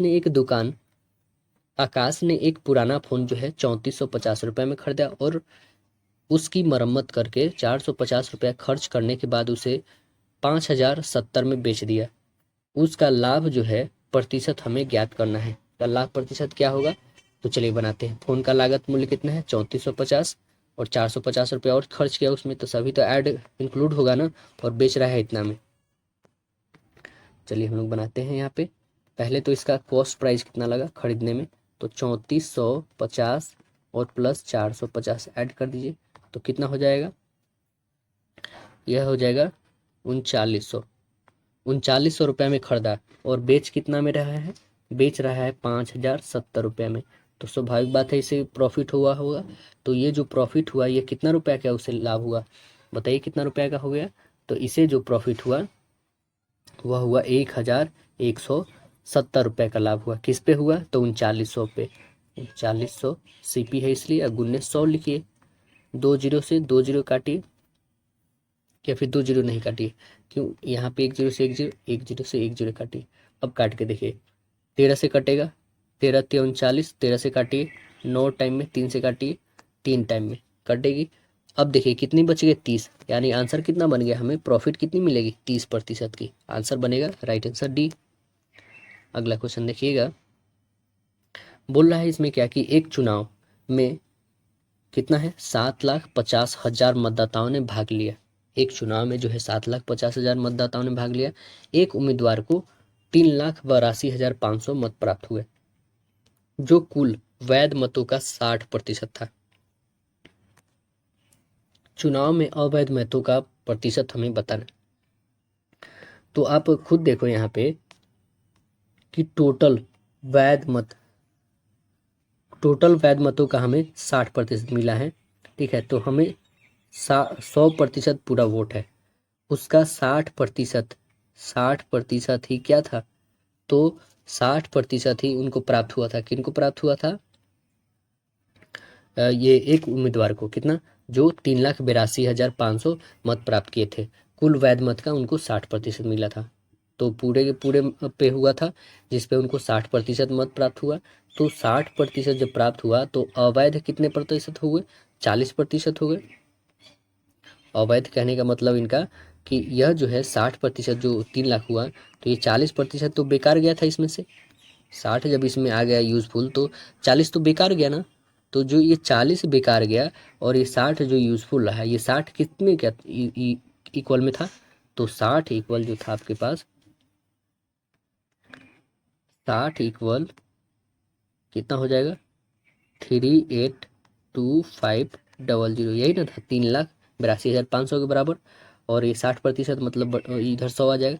तो देखिए 1 जीरो से पहले 1 जीरो काटिए, 6 से काटिए, 6 6 के 36, 2 6 दूनी 12, 6 तिया 18, ठीक है, 4 6 सत्ते 42, 3 6 पचे 30, यानी कितना आ गया हमारे पास, आ गया 6375। और डबल जीरो हो जाएगा, क्यों, क्योंकि ये परसेंटेज था। पहले तो लिखिए 6375 और डबल जीरो, मतलब आ गया आपके पास कितना, कि 6,37,500 जो थे कितने, यह वैध मत मिले। कितने मिले, 6,37,500 वैध। तो अवैध कितनी हो जाएंगे, टोटल आपका दिया है कितना 7,50,000 दिया है, बस इसमें से घटा लीजिए, अवैध निकल जाएगा।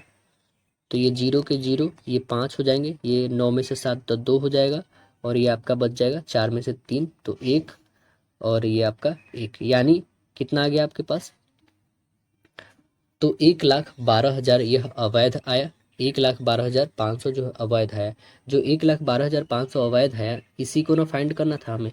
तो लिखिए 7,50,000 और गुने यहाँ पे 100 कर दीजिए, उधर नहीं है तो इधर टाइम है।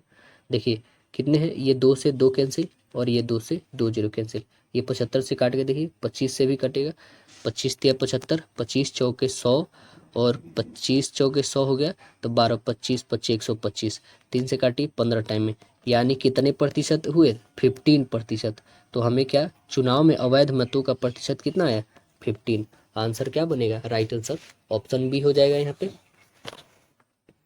अगला प्रश्न देखिएगा, कह रहा है क्या, यदि एक आयत की लंबाई और चौड़ाई क्रमशः 15% की वृद्धि की जाती है, तो आयत का क्षेत्रफल में कितना प्रतिशत हमें वृद्धि होगा, ये बताना है। लंबाई और चौड़ाई दोनों में 15% वृद्धि हो रहा है, 15 और 20 की हो रही है। यहाँ पे मिस प्रिंट दे दिया है दोस्तों। एक आयत की लंबाई और चौड़ाई में क्रमशः 15 और 20, क्रमशः कहने का मतलब 2 है, तो 15 और 20 यहाँ पे मिस प्रिंट है। तो आप तो बना दोगे बहुत ईजी में। 15 और 20 कहने का मतलब तो आप ए बी फार्मूला पे बना दोगे। ए बी कहने का मतलब क्या है, a plus b in plus a b by 100, ये वाली फार्मूला पे।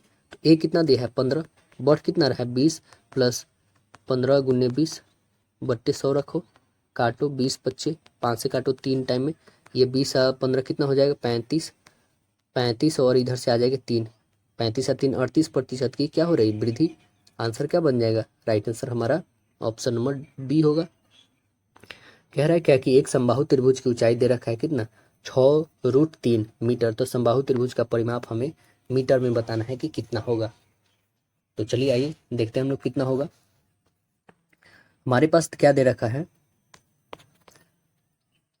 यहाँ पे दे रखा है क्या ऊंचाई, हाइट कितना देखा है √3/2 और गुने ए करेंगे यहाँ पे, तो ये कितना आ गया √3a/2 आ गया।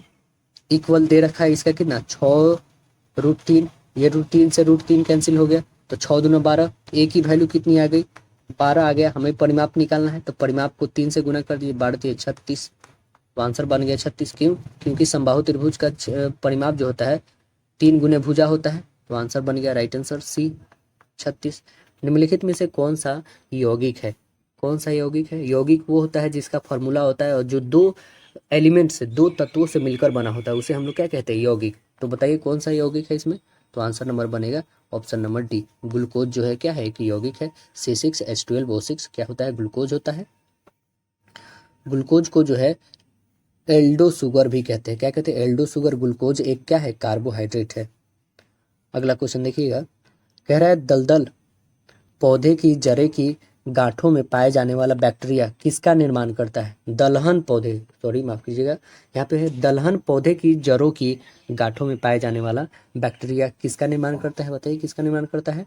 तो यह करता है नाइट्रोजन से नाइट्रेट का निर्माण करता है ना। जो दलहनी जो पौधे की गांठे में राइजोबियम बैक्टीरिया पाया जाता है, जो वायुमंडलीय नाइट्रोजन को नाइट्रेट में बदल देता है।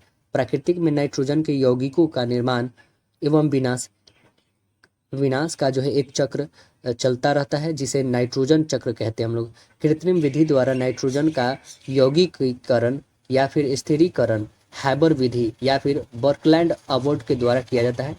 नाइट्रोजन यौगिक को नाइट्रोजन में परिवर्तित विनाइट्रोजनीकरण कहलाता है। निम्नलिखित में से किसका अधिकतम आकार है, किसका अधिकतम आकार है बताइए, तो क्लोरीन माइनस का। क्यों, क्योंकि यहाँ पे ये क्या कर रहा है, यह त्याग कर रहा है, इसलिए यहाँ पे इसका क्या होगा, आकार सबसे ज्यादा होगा क्लोरीन का।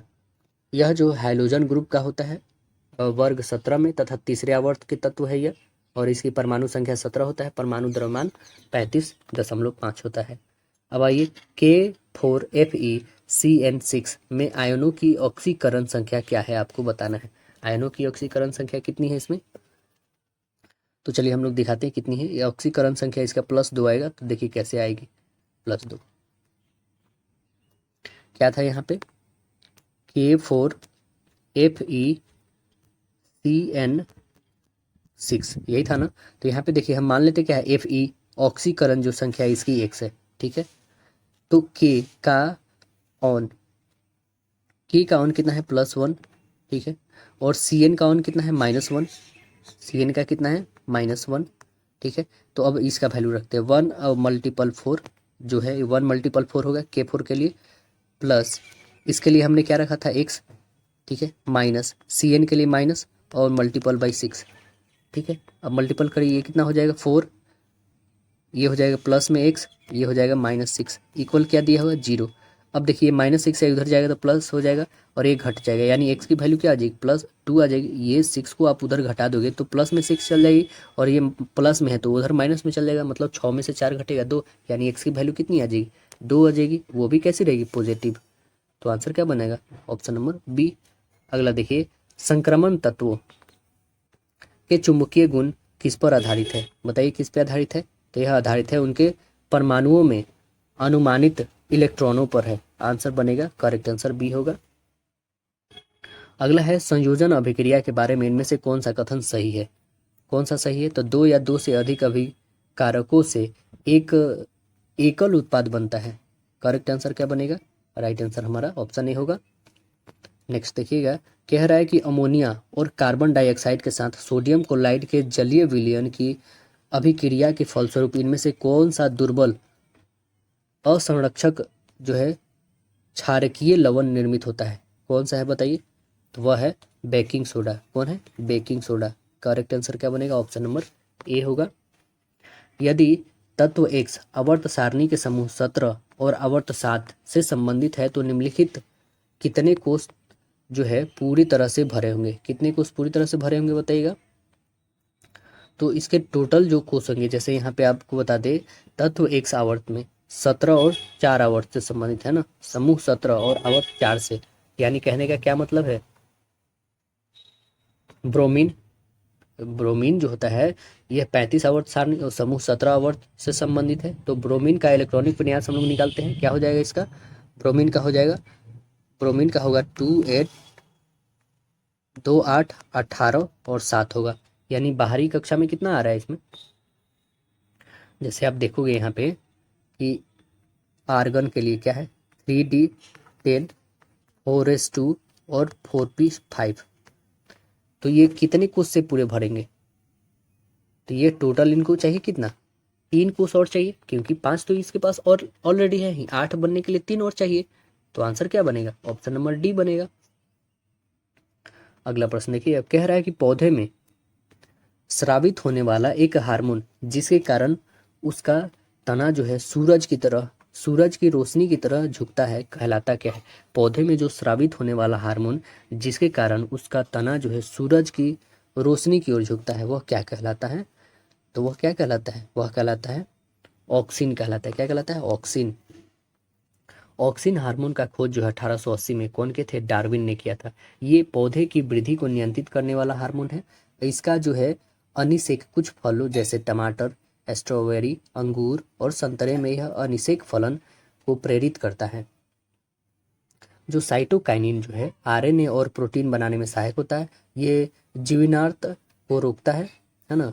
और जिब्रेलिन्स हार्मोन बनाने में पौधे को जो है लंबा कर देता है। जो जिब्रेलिन्स हार्मोन होता है बौने पौधा को क्या करता है? लंबा कर देता है या फूल बनाने में मदद करता है।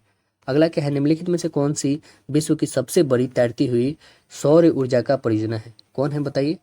तो यह है खांडवा, जो कहाँ पे है? मध्य प्रदेश में है। सह्याद्री विशाखापट्टनम भी भारत का सबसे बड़ी तैरती हुई सौर ऊर्जा परियोजना में से एक है। भारत की सबसे बड़ी तैरती ऊर्जा परियोजना में से एक तेलंगाना का रामागुंडम है, जो 100 मेगावाट का है। रामागुंडम परियोजना 1 जुलाई 2022 को शुरू किया गया। अगला क्वेश्चन देखेंगे हम लोग कि रामसर स्थल और राज्य का कौन सा जोड़ा जो है सही नहीं है? कौन सा जोड़ा सही नहीं बताइएगा? लोनार राजस्थान में। तो लोनार एक्चुअली में है कहाँ? चलिए हम लोग आगे चढ़ते हैं तो उसमें बता देंगे कि लोनार महाराष्ट्र में पड़ता है। वो कैसे हुआ करेक्ट, वो सभी जानेंगे। पहले पहले देखते हैं। लोनार झील जो है महाराष्ट्र के जो है बुल्ढाना जिले से स्थित एक खारे पानी का झील है। लोनार झील का निर्माण कैसे होता है? उल्का पिंड के पृथ्वी से टकराने के कारण होता है। और लोनार झील को वर्ष 2020 में, कब? वर्ष 2020 में रामसर स्थल में शामिल किया गया। भारत में कुल रामसर स्थल कितने हैं वर्तमान में? 82 हैं। कितने हैं? 82 हैं। कितने हैं? 82 हैं भारत में अभी वर्तमान में। अगला प्रश्न देखिएगा, कह रहा है क्या कि काली मिट्टी में किस फसल की सबसे अधिक खेती की जाती है? काली मिट्टी में किसका किया जाता है? तो सबसे ज़्यादा कपास की खेती किया जाता है। आंसर बनेगा बी, बेसाल चट्टान के टूटने से काली मिट्टी का निर्माण होता है। काली मिट्टियों को स्थानीय रूप में रेगुर कपास मिट्टी वगैरह कहा जाता है। अंतर्राष्ट्रीय रूप में उष्णकटिबंधीय जो है चोर्नोइज्म मिट्टी, काली मिट्टी को कहा जाता है। क्या कहते हैं इसको? कहते हैं चोर्नोजम। चोर्नोजम अंतर्राष्ट्रीय पे कहा जाता है इसको, चोर्नोजम मिट्टी है ना, काली मिट्टी को। भारत में इस मिट्टी का विस्तार लगभग 5,46,000 वर्ग किलोमीटर में फैला हुआ है। और काली मिट्टी का कुल क्षेत्रफल लगभग 15% भूभाग पे फैला हुआ। काली मिट्टी सबसे ज़्यादा महाराष्ट्र, पश्चिम मध्य प्रदेश है ना, गुजरात, राजस्थान, आंध्र प्रदेश, कर्नाटक, तमिलनाडु और उत्तर प्रदेश में पाया जाता है। इसकी संरचना समता जो है चिमकाए युक्त तथा कभी कभी जो भंगुर होती है। काली मिट्टी का काला रंग जो है टिटेनीफेरस मैग्नाइट और जीवाश्म मतलब ह्यूमस की उपस्थिति के कारण होता है। मृदा का अध्ययन जो है पेडोलॉजी किया जाता है। चूने का प्रयोग कर लाल मिट्टी का उर्वरकता क्या कर दी जाती है, बढ़ाई जाती है। सफ़ेद लेटराइट मिट्टी को उर्वरकता सबसे कम होती है। सफ़ेद लेटराइट का रंग जो होता है सफ़ेद, यह किसके कारण होता है, तो केओलिन के कारण होता है। अब देखिए राष्ट्रीय पशु पक्षी के संदर्भ में हमें सुमेलित नहीं है वो बताना है। तो कौन सुमेलित नहीं है, देखिए जापान। कौन सा पक्षी उसका सुमेलित नहीं राष्ट्रीय पक्षी, देखिए पहले तो ये न्यूजीलैंड का कीवी होता है, डोडो नहीं है ना, तो यही आंसर नंबर हमारा बी बन गया। देखिए जापान का होता है आइबिस सही है, कनाडा का गंजा ईगल सही है, यूनाइटेड किंगडम का रॉबिन रेड ब्रेस्ट सही है, लेकिन आंसर इसका कीवी होगा। डोडो नहीं कीवी होगा, किसका, न्यूजीलैंड का। डोडो मॉरिशस का राष्ट्रीय पक्षी है। डोडो किसका है, तो डोडो जो है मॉरिशस का, याद रखेंगे। अब भारत का राष्ट्रीय पशु जो है बाघ और पक्षी कौन है, मोर है। जीएसटी पंजीकरण संख्या में कुल कितने अंक होते हैं, बताइए कुल कितने अंक होते हैं, तो आंसर क्या बनेगा, ऑप्शन नंबर सी 15 कुल अंक होता है। आधार कार्ड में 12 होता है, पैन कार्ड में 10 अंक होता है। विश्व व्यापार संगठन का मुख्यालय कहाँ है स्थित है, WTO का मुख्यालय कहाँ है बताइए, तो WTO का है जेनेवा स्विट्जरलैंड, आंसर डी बनेगा। इसका स्थापना 1995 1 जनवरी 1995 में होता है। संगठन अंतर्राष्ट्रीय व्यापार प्रहरी है। इसका नवीनतम सदस्य कौन है, 164वां सदस्य अफगानिस्तान बना है, 164वां देश। अगला क्वेश्चन देखेंगे हम लोग, कह रहा है क्या कि हाल ही में सिक्किम के पहले रेलवे स्टेशन का उद्घाटन सिक्किम में कहाँ पर किया गया है। अभी पहला रेलवे स्टेशन बना है कहाँ पे, सिक्किम में। इससे पहले रेलवे स्टेशन नहीं था सिक्किम में, क्यों, क्योंकि वहाँ पे पूरा बर्फ का है, बर्फ ही बर्फ है, इस कारण जो है वहाँ पे सिक्किम में कोई रेलवे स्टेशन वगैरह नहीं था। अभी भी आपको बता दें चेरापूंजी में रेलवे वगैरह नहीं है, क्यों, क्योंकि वहाँ पे बहुत ज़्यादा बारिश होती है, एक्सेस मतलब पूरे आपको देखा जाए पूरे विश्व में सबसे ज़्यादा बारिश वहीं पे होती है, तो इसके कारण अभी तक वहाँ पे नहीं है। सिक्किम में भी नहीं था, लेकिन यहाँ पे अब खुल गई है, कब से, तो देखिए इसमें हाल ही में सिक्किम में पहले रेलवे स्टेशन का उद्घाटन किया गया, रोंगपो में कहाँ पे, रंगपो में किया गया, आंसर सी बनेगा। सिक्किम का जो है पहला रेलवे रोंगपो सिक्किम और जो है सिवोको जो पश्चिम बंगाल से 45 किलोमीटर की लाइन के शुरू किया गया है। कब, 16 अप्रैल 1853 को पहली यात्री ट्रेन जो है बोरी बंदर बॉम्बे से थाने तक चली थी, 34 किलोमीटर। कहाँ चली थी, वो लॉर्ड डलहौजी के शासनकाल में चली थी, बॉम्बे से थाने तक। और हाल में असम में पूर्वोत्तर भारत की पहले जो वंदे भारत जो है ट्रेन गुवाहाटी से न्यू जलपाईगुड़ी के बीच में चली है, और ये हाल ही में शुरू किया गया है 2024 में। अगला है कि हाल ही में ब्रिटेन के नए प्रधानमंत्री कौन बने हैं, ब्रिटेन के नए प्रधानमंत्री कौन बने हैं, यह बने हैं कीर अस्टारम। कीर अस्टारम बने हैं, इससे पहले ऋषि सुनक थे, अब ये हट गए, अब कौन है, कीर अस्टामर है, कौन है, कीर अस्टामर बने हैं। और यह जो है रेचल रेचल रिव्स को ब्रिटेन की पहली महिला वित्त मंत्री और डेविस लैमी को विदेश सचिव नियुक्त किया गया है। 2024 के ब्रिटेन सांसद चुनाव में बिहार के मुजफ्फरपुर के कनिष्क नारायण ब्रिटेन में सांसद बने हैं। यह कहाँ, बिहार के मुजफ्फरपुर के, है ना, बिहार राज्य के मुजफ्फरपुर एक डिस्ट्रिक्ट है दोस्तों, वहाँ के कनिष्क नारायण जो है ब्रिटेन में सांसद बने हैं 2024 में। बहुत बड़ी अपडेट है और बहुत बड़ा इंपॉर्टेंट एक तरह से क्वेश्चन आपका बनेगा, बिहार का कोई भी एग्जाम हो उसके लिए, है ना, कि ब्रिटेन में क्या बने हैं, ये सांसद बने हैं 2024 में बने हैं, वो भी नहीं तो मुजफ्फरपुर के। इनका नाम है कनिष्क नारायण, नाम याद रखिए क्या, कनिष्क नारायण। अगला देखिए, संघीय बजट के अनुसार वित्तीय वर्ष 2022 से 23 के दौरान जो है जीडीपी में अनुमानित राजकोषीय घाटा का कितना प्रतिशत हिस्सा है, बताइए कितना है, तो 6.4% हिस्सा है, आंसर ए बनेगा। हाल ही में अप्रैल 2024 में सबसे अधिक जीएसटी संग्रह में योगदान देने वाला कौन सा राज्य है, कौन राज्य है बताइए, तो यह महाराष्ट्र है। सभी अरबपति यहीं पे रहते हैं लगभग महाराष्ट्र में ही, तो आंसर क्या बनेगा, राइट आंसर ए बनेगा यहाँ पे। अगला प्रश्न देखिएगा, कह रहा है कि किस देश को 2027 महिला विश्व कप फुटबॉल की मेजबानी सौंपी गई है 2027 के लिए, तो यह सौंपा गया है ब्राजील को, आंसर क्या बनेगा, राइट आंसर डी ब्राजील। अब देखिए जो फीफा महिला विश्व कप का 9वां संस्करण 2023 में कहाँ पर हुआ था, तो ये ऑस्ट्रेलिया और न्यूजीलैंड में आयोजित किया गया था। फीफा महिला विश्व कप 2023 में स्पेन ने इंग्लैंड को हराकर विजेता बना। कौन? स्पेन बना। किसको हरा के? इंग्लैंड को हरा के। 2026 में जो पुरुष फीफा विश्व कप का आयोजन कहाँ पे? कनाडा, मैक्सिको और संयुक्त राज्य अमेरिका में किया गया है। अगला क्वेश्चन देखिएगा, कह रहे क्या कि किस देश को महिलाओं की स्थिति पर संयुक्त राष्ट्र आयोग की अध्यक्षता के लिए चुना गया है? इस देश को महिलाओं की स्थिति पर संयुक्त राष्ट्र आयोग की अध्यक्षता के लिए चुना गया है। तो आंसर बनेगा राइट आंसर डी, सऊदी अरब। सऊदी अरब को महिलाओं के अधिकारों पर अपने खराब रिकॉर्ड की आलोचना के बावजूद महिलाओं की स्थिति पर जो है संयुक्त राष्ट्र आयोग CSW की अध्यक्षता के लिए नियुक्त किया गया है। अगला क्वेश्चन देखिएगा, इसमें हमें LCM बताना है, लघुत्तम समापवर्तक ज्ञात करना है। तो LCM कहने का मतलब सीधे से आप LCM ऊपर वाले का फाइंड करना है, नीचे वाले का HCF रखना है ना। तो नीचे वाले का HCF आप देखोगे तो कौन होगा? HCF यहाँ पे 3 हो जाएगा क्योंकि सभी में कॉमन है 3। LCM यहाँ पे निकाल लो तो क्या बन जाएगा LCM इसका बन जाएगा आपका 1, 5, 4 और 8। इसका LCM आपका 20 नहीं 40 एकदम कंफर्म होगा। 40 से सभी डिविजिबल होंगे तो आंसर क्या बनेगा? 40/3। ऑप्शन नंबर राइट आंसर ही बन जाएगा। अगला क्वेश्चन देखिए, कह रहा है क्या कि 151 का होल स्क्वायर माइनस 149 का होल स्क्वायर का मान बताना है। तो आप देखो खुद, A² माइनस B² का फॉर्मूला यूज कर लो, बहुत ही सिंपल है। A² माइनस B² का फॉर्मूला क्या होता है? आपको याद होगा, इसका formula A plus B into A minus B होता है। बहुत ही सिंपल में बन जाएगा। 100 कितना है? 151 प्लस जो है 149 कर दीजिए, और करना है क्या? 151 में से 149 घटा दीजिए तो यहाँ पे 2 बच जाएगा, और इस दोनों को ऐड कर देगा तो 10 और 9 1 10, 2 1 3, 300 में 2 से गुना कर दोगे तो 600। आंसर कितना आ गया? ऑप्शन नंबर आपका ए बन गया। अगला बोल रहा है कि उस घन की कोर ज्ञात कीजिए जिसका आयतन 6 सेंटीमीटर, 8 सेंटीमीटर और 10 सेंटीमीटर कोर वाले घनों के आयतनों के योगफल के बराबर है। तो चलिए हम लोग निकालते हैं नए घन का आयतन, तीनों घनों के अनुपात के बराबर है। तो हम लिखेंगे क्या? भुजा का जो कोर होगा वो क्यूब होगा, क्योंकि आयतन क्या होता है? भुजा क्यूब होता है। तो यहाँ पे सीधे लिखते हैं A³ लिख देते हैं क्या? इक्वल कितना? 6 का क्यूब प्लस 8 का क्यूब प्लस 10 का क्यूब होगा ना। तो सभी का क्यूब होगा तो ये कितना हो जाएगा? ये 216 होता है, इसका याद होना चाहिए। इसका 512 होता है और इसका तो 1000 होगा। ठीक है, अब ये क्यूब जो होगा हम इधर क्यूब में ला देते हैं, यहाँ पे क्यूब।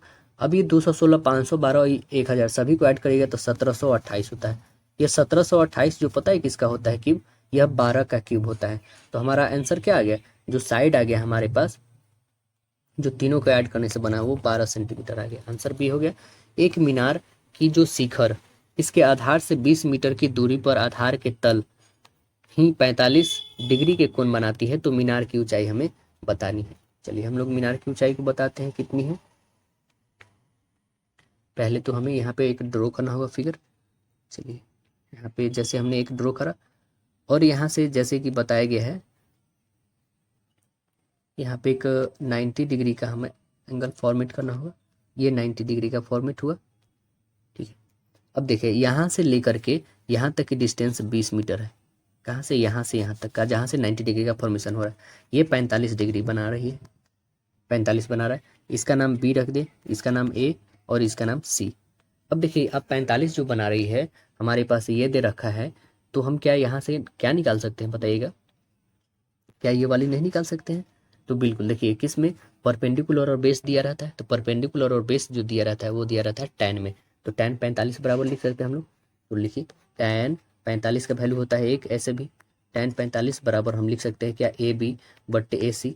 सीधे से आप लिख सकते हैं क्या कि P/B, है ना। तो tan 45 का 1 हो गया, और AB की वैल्यू तो दी नहीं है तो AB तो लिखेंगे नहीं, है ना, हम AB ही रहने देते हैं। और AC की वैल्यू आपके जस्ट दी हुई 20 मीटर, यानी AB का क्या हो गया? AB का वैल्यू हो गया 20 मीटर। AB का वैल्यू कितना आ गया? 20। अब जब 20 हमारे पास आ गया तो हमारे पूछा क्या गया है कि मीनार की ऊंचाई ही तो बताना था। तो मीनार की ऊंचाई कितनी आ गई? 20। करेक्ट आंसर हमारा राइट आंसर ऑप्शन है। देखिए नीचे दिए गए 4 युग्म है, 3 किसी तरह समान है, एक अलग है, उसे बताना है कौन सबसे अलग है। तो आप खुद देखो यहाँ पे 15 और 48 दिया है ना।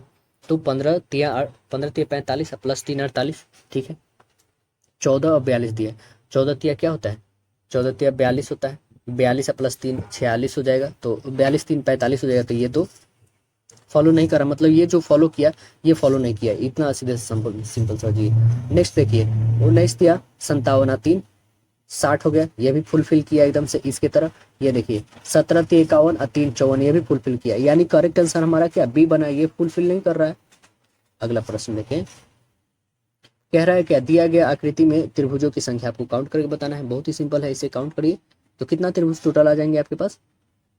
3 त्रिभुज है, एक त्रिभुज काउंट कर लीजिएगा, बस वहां से पता चल जाएगा। तो एक त्रिभुज में आप काउंट करोगे ना, यहाँ पे ऐसे बना लो, एक तो ये हो गया, 2 हो गया, एक 3 हो गया, 3 3 ये हो गया है ना, और ये टोटल लेंगे तो 4 हो गया, 4 एक ये आ गया 5, और 5 के बाद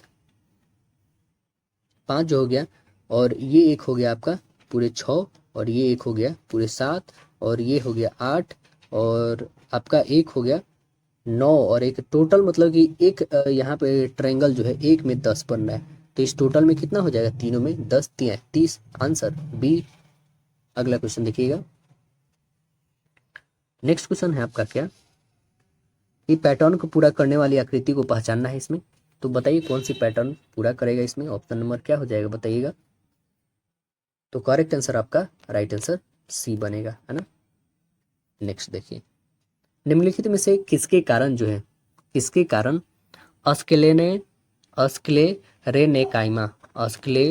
अस्क्लेरेनेकाइमा कोशिकाओं की दीवार मोटी होती है, किसके कारण दीवार की मोटी होती है बताइए। तो यह होती है लिग्रीन के कारण, किसके कारण, लिजिन के कारण होती है, लिग्रीन के कारण होती है यहाँ पे। अगला क्वेश्चन देखेंगे कि 2 थर्मामीटर जिनमें से एक सेल्सियस और दूसरा फ़ारेनहाइट में है, तो किसमें एक वस्तु का तापमान के लिए प्रयुक्त होता है यदि रीडिंग 0 डिग्री सेल्सियस या फ़ारेनहाइट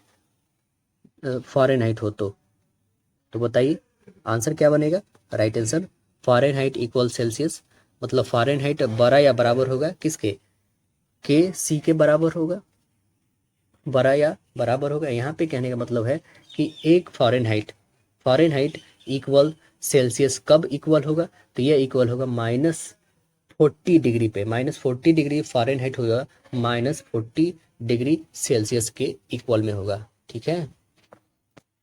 इसका फॉर्मूला आपको याद होना चाहिए क्या किसके इक्वल होता है। तो देखिए यहाँ पे एक फॉर्मूला जो होता है कि सेल्सियस बट्टे 100 इक्वल फ़ारेनहाइट -32, और बाई कितनी होते हैं 180 होता है ना, इक्वल में कितना होता है तो केल्विन -273 बट्टे 100 होता है, और यह किसके इक्वल होता है लॉग बट्टे 80 का होता है, और यह किसके इक्वल होता है तो Rn -492 180 के इक्वल होता है। ये सभी एक दूसरे के क्या है इक्वल है, ठीक है, सभी एक दूसरे के क्या है तो इक्वल है। तो ये कभी अक्सर यही फॉर्मूला आता है पूछने के लिए, ये बहुत ही रेयर केस में पूछा जाता है, ये सब पूछा भी नहीं जाता है वैसे। तो ये और ये केल्विन तक ज़्यादा इंपॉर्टेंट है, तो ये इतना याद रखें 3 कि सेल्सियस बट्टे 100 इक्वल फ़ारेनहाइट -32 बाई 180, यदि याद है तो बहुत ही सिंपल, अच्छा बहुत अच्छी बात है। चलिए नेक्स्ट क्वेश्चन देखते हैं हम लोग, क्या कह रहा है कि अवकाशों तक किसके बीच एक उत्तक जो मतलब कहिए फिलर टिश्यू का कार्य करता है, तो वह करता है त्वचा और मांसपेशियां। आंसर बनेगा right answer C, answer C बनेगा। क्या कह रहा है कि एपिडर्मिस किसकी सबसे बाहरी परत है, एपिडर्मिस जो है किसकी सबसे बाहरी परत है, तो आंसर बनेगा राइट आंसर ए, जंतु के त्वचा भाग की जो है सबसे बाहरी भाग है। अगला क्वेश्चन देखिएगा कि एक पादप समूह जिसके पौधे में जड़, तना और पत्तियां नहीं होती है उसे क्या कहा जाता है, उसे कहा जाता है दोस्तों थाइलस, क्या कहते हैं उसे थाइलस कहते हैं। आंसर बनेगा बी, प्राणी जो सरीसृपी तथा स्तनियों के बीच की कड़ी होती है वह निम्न में कौन सी है, वह कौन सी है बताइएगा, तो वह है एकिडीनी, क्या है एकिडीना, आंसर बनेगा एकिडीना, एकिडीना है। और जो स्तनधारी के 3 उपवर्ग होते हैं कौन कौन होते हैं, प्रोटोथीरिया है ना, मेटाथीरिया और यूथीरिया, ये 3 होते हैं। और यूथीरिया जो परिपक्व बच्चे को जन्म देती है, मेटाथीरिया जो कंगारू वर्ग में आते हैं जो अपरिपक्व बच्चे को जन्म देते हैं, और प्रोटोथीरिया जो एकिडीना है ना वर्ग में आते हैं जो अंडा देते हैं। अब देखिए रक्तचाप या फिर रक्त दाब के संबंध में निम्नलिखित में से कौन सा कथन गलत है, ये हमें बताना है। तो पूरा पढ़ने के बाद पता चलेगा कौन गलत है कौन सही है। देखिए पढ़ते हैं, शिराओं में दाब धमनियों की तुलना में बहुत अधिक होती है। हमें क्या खोजना है, गलत कथन को खोजना है, ठीक है ना। तो अब गलत में यही पहले ही मिल जाएगा, कौन, यही गलत होता है। आंसर क्या बनेगा, करेक्ट आंसर आपका ये हो जाएगा। देखिए कह रहा है कि धमनियों में रक्त का जो दबाव शिराओं की तुलना में अधिक होती है। धमनियों में रक्त की दबाव जो होता है शिराओं की तुलना में क्या होती है, अधिक होती है। और ये बात बाकी सभी सही है। तो देखिए सही पॉइंट को एक बार देख लेते हैं हम लोग, क्या है, निलयी संकुचन के दौरान जो होता है दाब को प्रकुचन दाब कहा जाता है, और निलयी जो है शिथिलन के दौरान जो है दाब को अनुशिथिलन दाब कहा जाता है। सामान्य प्रकुचन लगभग 120 mmGH होता है, और जो है अनुशिथिलन दाब जो होती है कितना, 80 mmGH होती है। इस दाब को जो है क्या कहते हैं, स्फिग्नोमैनोमीटर का उपयोग करके मापा जाता है। अगला क्वेश्चन देखिएगा, अगला क्वेश्चन कह रहा है क्या यहाँ पे, मानवों में लैंगिक प्रजनन क्रिया के दौरान महिला की योनि में शुक्राणु का प्रवेश होता है, निषेचन कहाँ होता है, बताइए कहाँ पे होता है। तो निषेचन डिंब वाहिनी नलिका में होता है। आंसर क्या बनेगा, राइट आंसर बी होगा। जो मनुष्य में निषेचन एक नर शुक्राणु के मादा के अंडों के साथ जो है संलयन की प्रक्रिया है, यह प्रक्रिया आमतौर पर क्या होता है, फ्लैपोन ट्यूब में होती है, जो एक वाहिनी है जो अंडे को अंडाशय से गर्भाशय तक हस्तांतरित करती है। अगला और लास्ट क्वेश्चन हम लोग देखेंगे, क्या है कि जब कोई बहुत क्रोधित, शर्मिंदा या चिंतित होता है तो ऐसे में कौन सा हार्मोन तनाव को जो है समायोजित करने में शरीर की मदद करती है, यह कौन सी हार्मोन है बताइएगा। तो आंसर क्या बनेगा, आंसर बनेगा एड्रेनालिन। कौन सी है, एड्रेनालिन जो हार्मोन है यह बहुत ही क्या करती है, क्रोधित होते हैं तब, या शर्मिंदा या चिंतन होती है ऐसे में यह हार्मोन क्या होता है, तनाव समायोजित करता है, अपने शरीर को मदद करता है। एड्रेनालिन जो है का कारण बन सकता है क्या, हृदय की गति में वृद्धि, रक्तचाप में वृद्धि मतलब ब्लड प्रेशर, रक्त शर्करा का स्तर बढ़ना मतलब शुगर, और पसीना आना, सतकर्ता में वृद्धि होना है ना, संवहनी जो चिकनी मांसपेशियां संकुचन होना, तो ये सब होता है। टेस्टोस्टेरोन जो होती है, यह टेस्टोस्टेरोन में क्या होता है, यह एक सेक्स हार्मोन है जो शरीर में महत्वपूर्ण भूमिका निभाता है। यह अंडकोश और अंडाशय से निर्मित होता है ना। तो आशा है दोस्तों वीडियो पसंद आया होगा। फिर मिलते हैं हम लोग अगले सेट में, जो यूनिक पब्लिक का है वो लेके आ रहे हैं। आप लोग कैसी लगती है कमेंट सेक्शन में वो भी जरूर बताइए। आप लोग ने बताया नहीं दोस्तों कि महामैराथन के लिए क्या सर कराएं या नहीं, क्लास 1 से लेके और सेट 10 तक का एक महामैराथन लाया या नहीं। तो आप यदि चाहते हैं तो यस बोलिए, नहीं चाहते तो नो बोलिए, कम से कम पता तो चले नहीं चाहिए यहाँ आप कुछ नहीं बोल रहे हैं आप लोग। चलिए फिर मिलते हैं अगले सेट में, जब तक के लिए धन्यवाद।